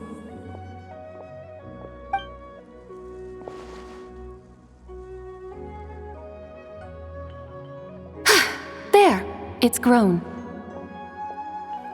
Hey! You just transplanted a tea tree from over there! So, there's a mature tea tree here now, yes? Oh, yeah, but... And am I not the White Horse Adeptus? Well, yeah. Is this tea tree then not a manifestation of the White Horse Adeptus's will? You're not wrong. But again, there's something not quite right about this. Maybe this will become another mystical Adepti tale recorded in their family history. That would be marvelous. Paimon thinks so too. Hey, Traveler! Sabai seems to be doing much better now, don't you think? Oh! Paimon bets that's why Zhongli chose to send her on this errand. That's a great idea! We've already shown her Liyue Harbor, Yulong Wharf, and Xiaoying Village. How about we head to Qingce Village next? Qingce. That name sounds familiar. The scenery there is really beautiful. Pretty, too. It's the perfect sightseeing spot. How about we show you around? I must say, I have been mightily impressed by the mountains and waters of Liyue. Please lead the way, my dutiful guides. Alright, let's go!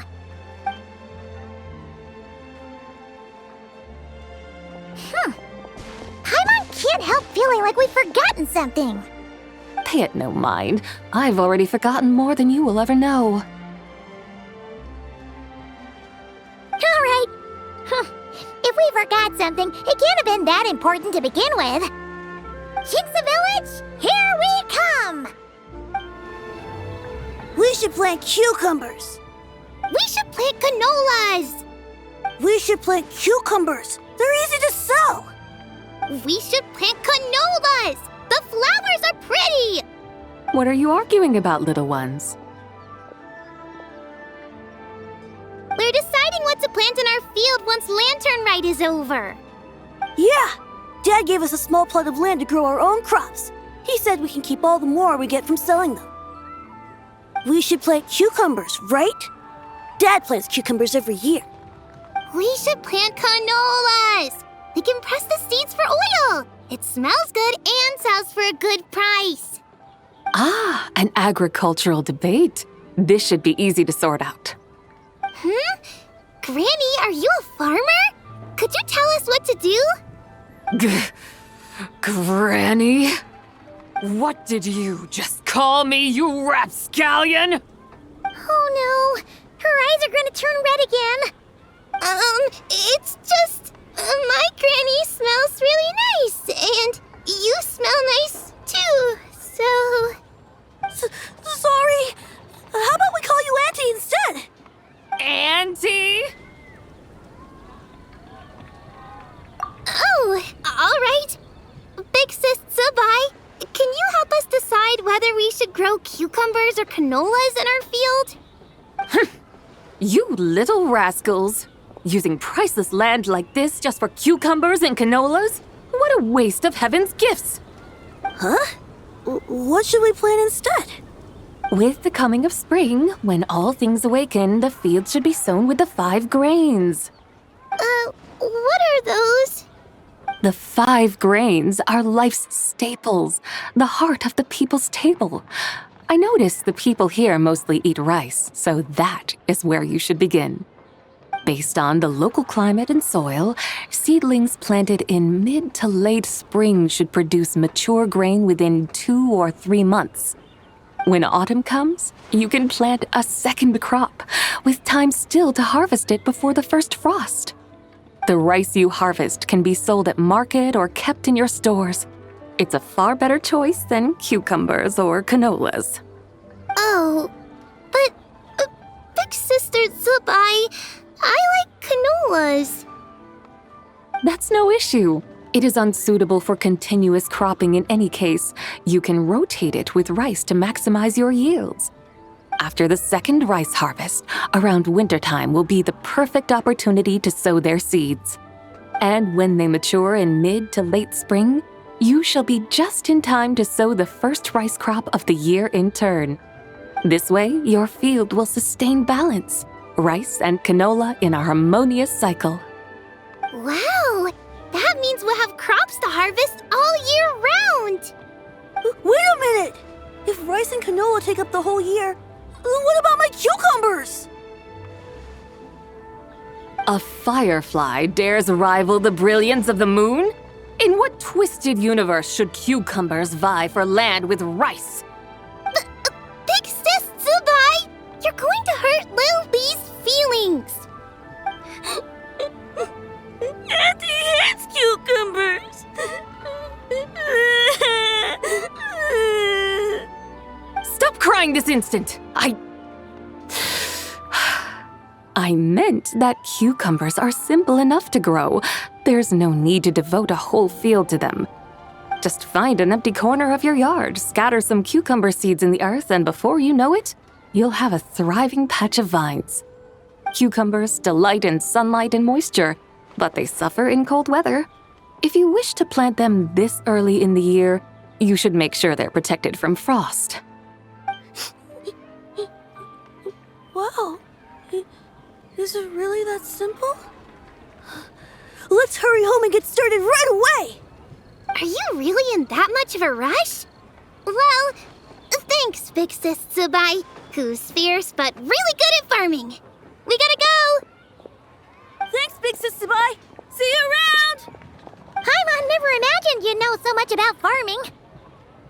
What's so strange about that? The people of Langan called me the god of soil and grain. Are the fields not made of soil? Is rice not one of the 5 grains? Huh, that's true. So, if the god of soil and grain is a farming god, that means the White Horse Adeptus must be a farming adeptus, right? Of course the god of farming is down to earth. Mind your tongue, impertinent child. How dare you diminish the lofty bearing of an adeptus? Hey! You're the one who said the god of soil and grain is all about farming. Enough! It's time for us to take to the skies once more. Join me now. Witness the majesty of mountain, water, and field, and broaden your horizons. Wow! The terraces look so pretty from up here. The mountains tower like pagodas, the hills coiling at their feet like shells. Layers built upon layers, rising and falling in harmony. A truly unique and mesmerizing sight. Thinking about it, you have a special connection to this place, you know. A special connection? Yeah! There's a local legend about a white horse leaping from a pure spring to follow Rex Lapis into battle. Don't you remember? You must have been living in seclusion around here. That does sound somewhat familiar. Oh, and if we keep going up this way, we'll reach a super-duper spooky spot. You might have a connection to that place, too. There's an ancient array that seals away the remains of a fallen god. A god's remains? Yeah! The people of Liyue turned that story into an opera called The Sanctification of Tao Do. Does that ring any bells? Tao Do. Huh. The 7 and 8 gates array. That's right! That's right! You do remember! Bune, the god of the underworld, who could pacify the forces of life and death. Huh? So, Tao Do had another name? Let's go take a look.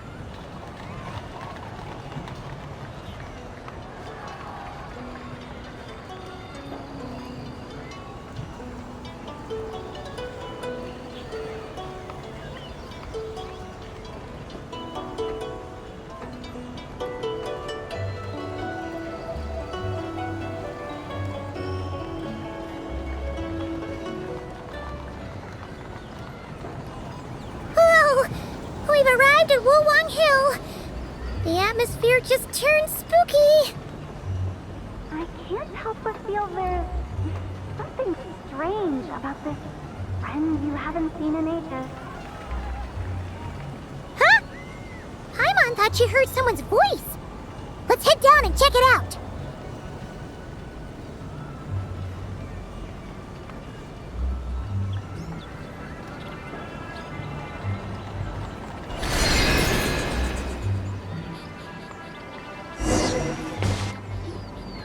I can't help but feel there's something strange about this friend you haven't seen in ages. Strange? Whatever do you mean? Her strangeness defies description. This Miss Zabai is a full-blown enigma, don't you think? I'm afraid I have no idea what you're talking about. Aren't you worried about sending her all the way to Yilong Wharf on her own to buy tea? What if she gets lost? Where there are people, there are paths. Now I'm the one with no clue what you're saying.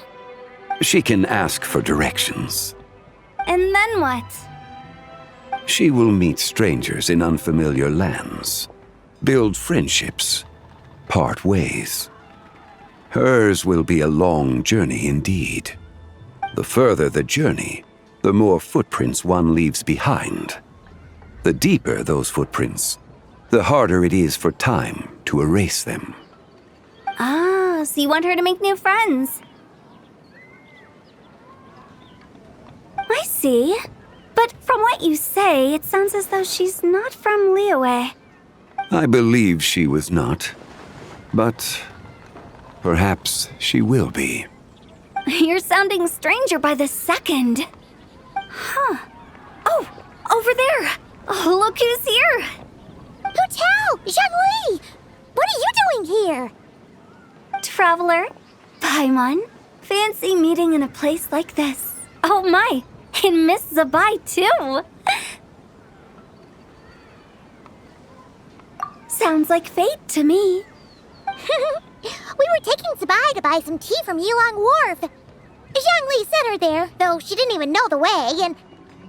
Oh, drat! We forgot the tea! Oh, Paimon knew we were forgetting something.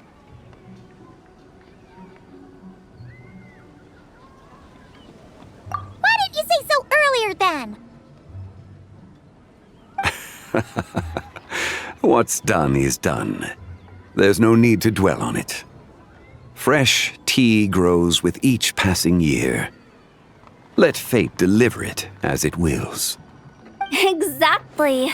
You can get tea wherever you go. You're hardly running low now, are you?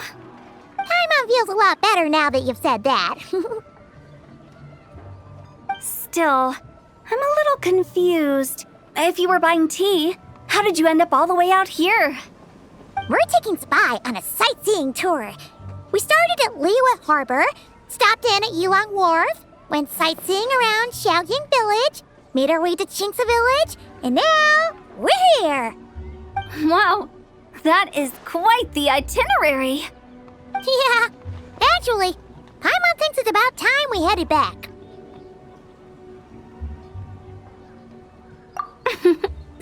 I'm here to pay my respects to my ancestors.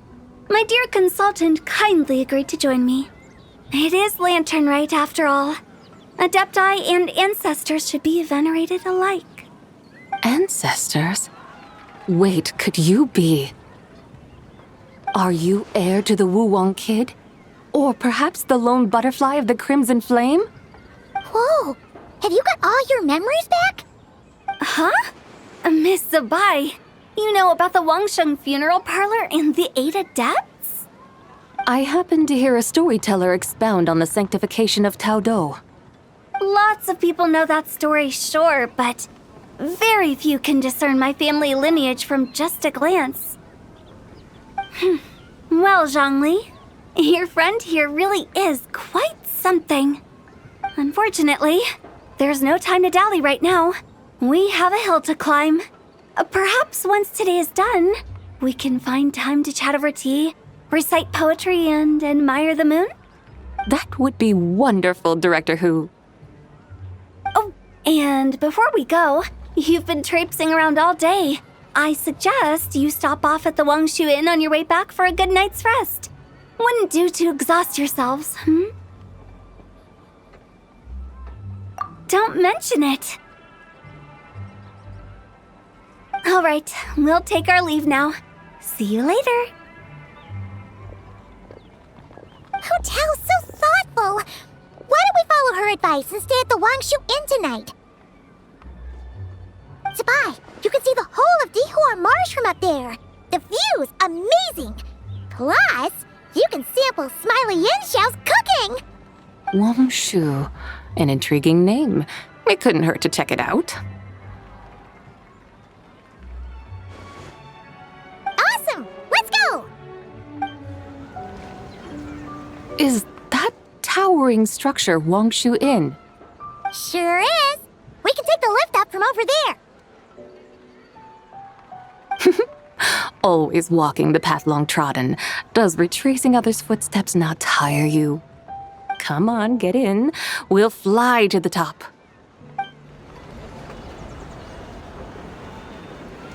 Are we really going to fly up to Wangshu Inn? Isn't that a bit showy? All the guests are going to see us. Is that a bad thing? To be able to witness an Adeptus, this will surely add to the inn's appeal, not to mention the room prices. The owner will thank us. You seem to really like showing off your powers. This inn's architecture is incredible, and the surrounding countryside radiates a picturesque charm. No wonder the new proprietor of the Baiju guest house thinks he can't compete and has decided to change his own establishment's name. The new proprietor? Ah, you mean Lu Shengsheng's dad. So you know about that too.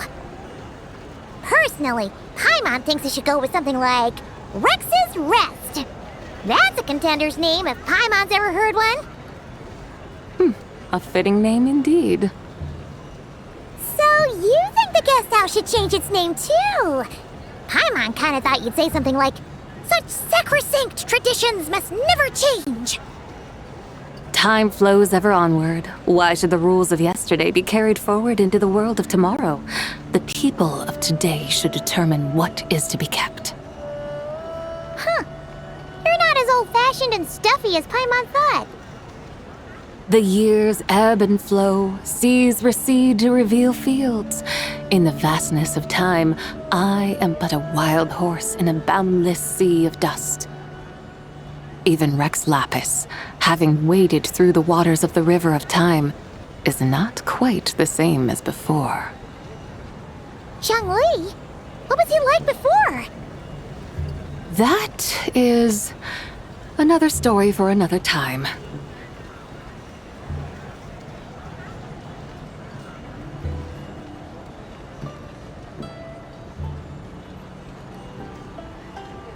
We have arrived.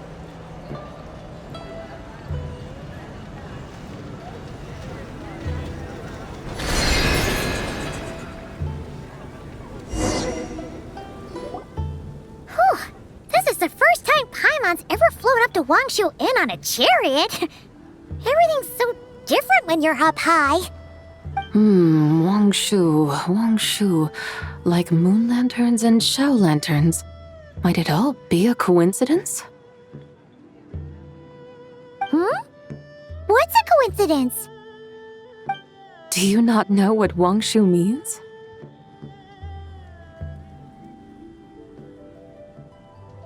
Wangshu can refer to the moon, but its original meaning is actually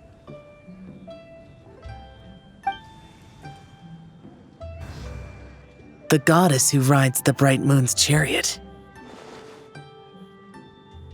And you must be the conqueror of demons. Xiao! Paimon was wondering if we'd disturbed you by flying down from the sky. Not at all. I sensed an unusual presence long before you arrived, though I didn't expect it to be you in a flying chariot. Ah, a witness at last. I was starting to think we should fly a bit lower. 'Twould be awfully dull if no one ends up marveling at my lofty bearing. No need. This is already showy enough. I'm not one to do good from the shadows, as Rex Lapis is wont to do. Then you must be...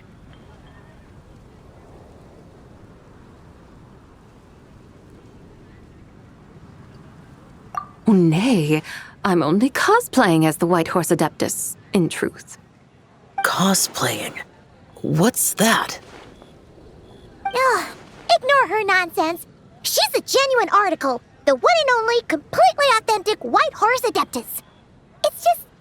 Xiao, did Zhongli say anything about her being a teensy bit... not quite right? Mental instability, perhaps? Did Zhongli tell you that? No, this is my own speculation. Well, you pretty much hit the nail on the head. It's like her brain's filled with a bunch of slimes right now. All gloopy and messy. There's a hot-tempered pyro slime, a math-obsessed hydro slime, and a mischievous little animo slime. But don't tell her Paimon said that, or she'll come and tell us all off. You white-haired rascal! Do you think I can't hear you? Uh-oh! We're in for it now! White Horse Adeptus, you must be weary from your journey. Why not take a rest? Oh, yes, yes, yes! You must be hungry, right, Sabai? How about we get some food?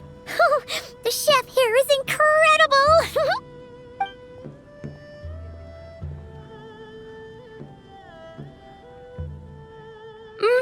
It's so hot! So spicy! Are you okay? Do you want Paimon to get you some water? Don't worry about me. I just need to pace myself.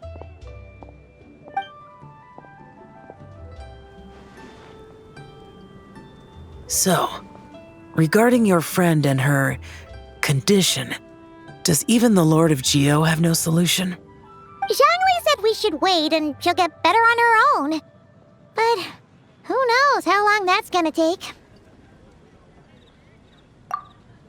Is that why her personalities change so easily? Paimon thinks that has something to do with her 3 deadly selves. Zhangli told us that the deadly selves are impure, affecting living things that get too close. The White Horse Adeptus's remnant spirit was attached to the deadly selves for a long time. It makes sense that her temperament and memories would have been influenced by them.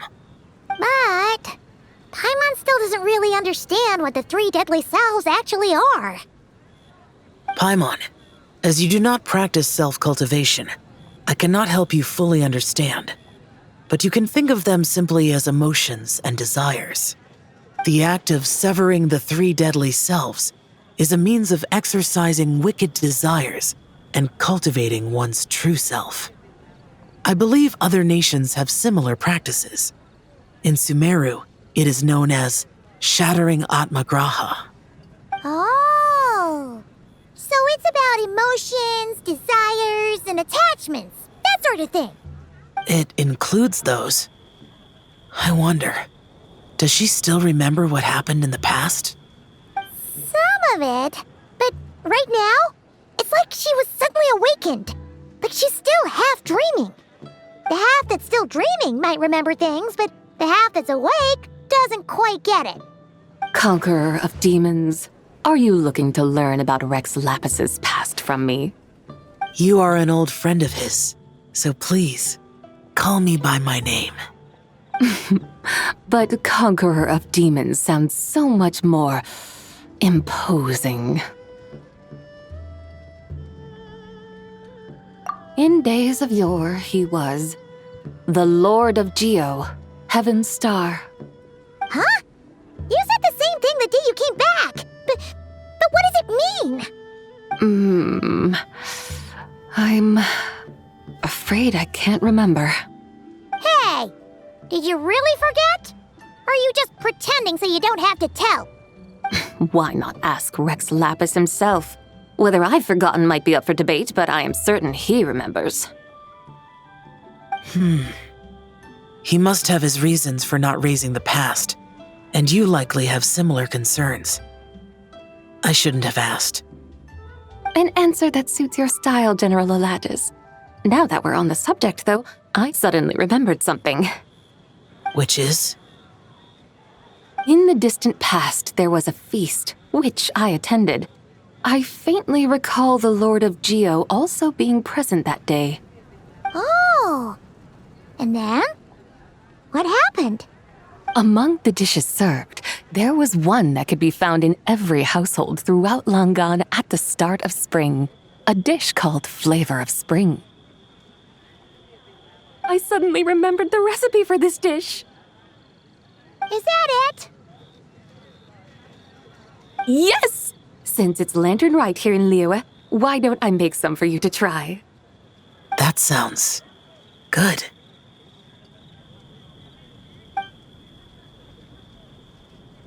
Wow! It might not have been the story Paimon was hoping for, but this looks delicious! The spring breeze stirs. Now is the perfect time to savor this dish. My dutiful guides have gone to great trouble to show me around Liyue, and even the Conqueror of Demons has graced us with his presence. I feel deeply honored. This Flavor of Spring is my way of expressing my gratitude. There's no need for such grand words. What's this? Hey! It's that broken jade token from the antiques exhibition!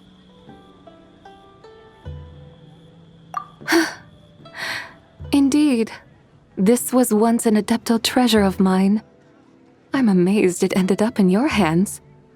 Alas, it serves little purpose now in its fractured state. Please, keep it as a memento. Oh, that's a shame. Can't we fix it? This is the way of the world. Once jade is broken, it can never be made whole. Then, what about forging a new one? That is a good point. That it has ended up in your hands must be a message from fate. I could try to craft it into a little trinket for you. One that might prove useful on your journey. Ooh! What sort of trinket? It's just a passing thought, one that will require the right opportunity. I'll think about it more when the time comes. Now that we've had our fill, we should get some rest. Tomorrow we return to Liyue Harbor, where I'll have need of your guidance once more.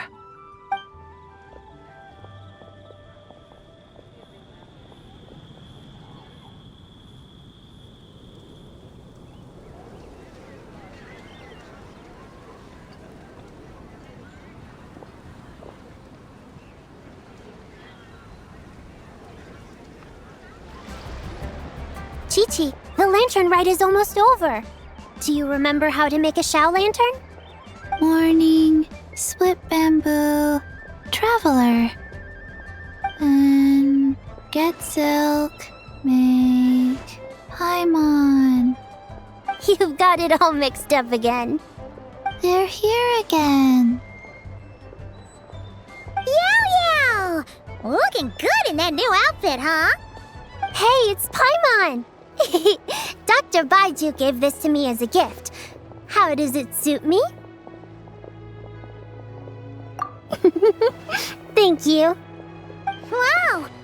What happened for Baiju to suddenly give you a brand new outfit, Yao Yao? Dr. Baiju is thanking Yao Yao for teaching me to make Shao lanterns. Chi-Chi and I were just playing together. Dr. Baiju's too kind. Oh, yeah, take a look at this. Dr. Baiju gave me these clothes, but it was Chi-Chi who wove this little basket.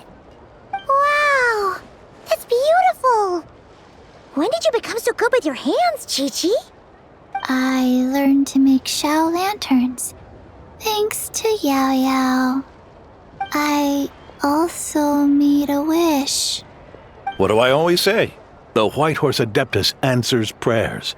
Come, help this old man make an offering in thanks. Huh? Mr. Liu? What did you pray for? For my idiot son to finally come to his senses and not change Baiju Guest House's name, which he has. Huh? He's keeping the old name?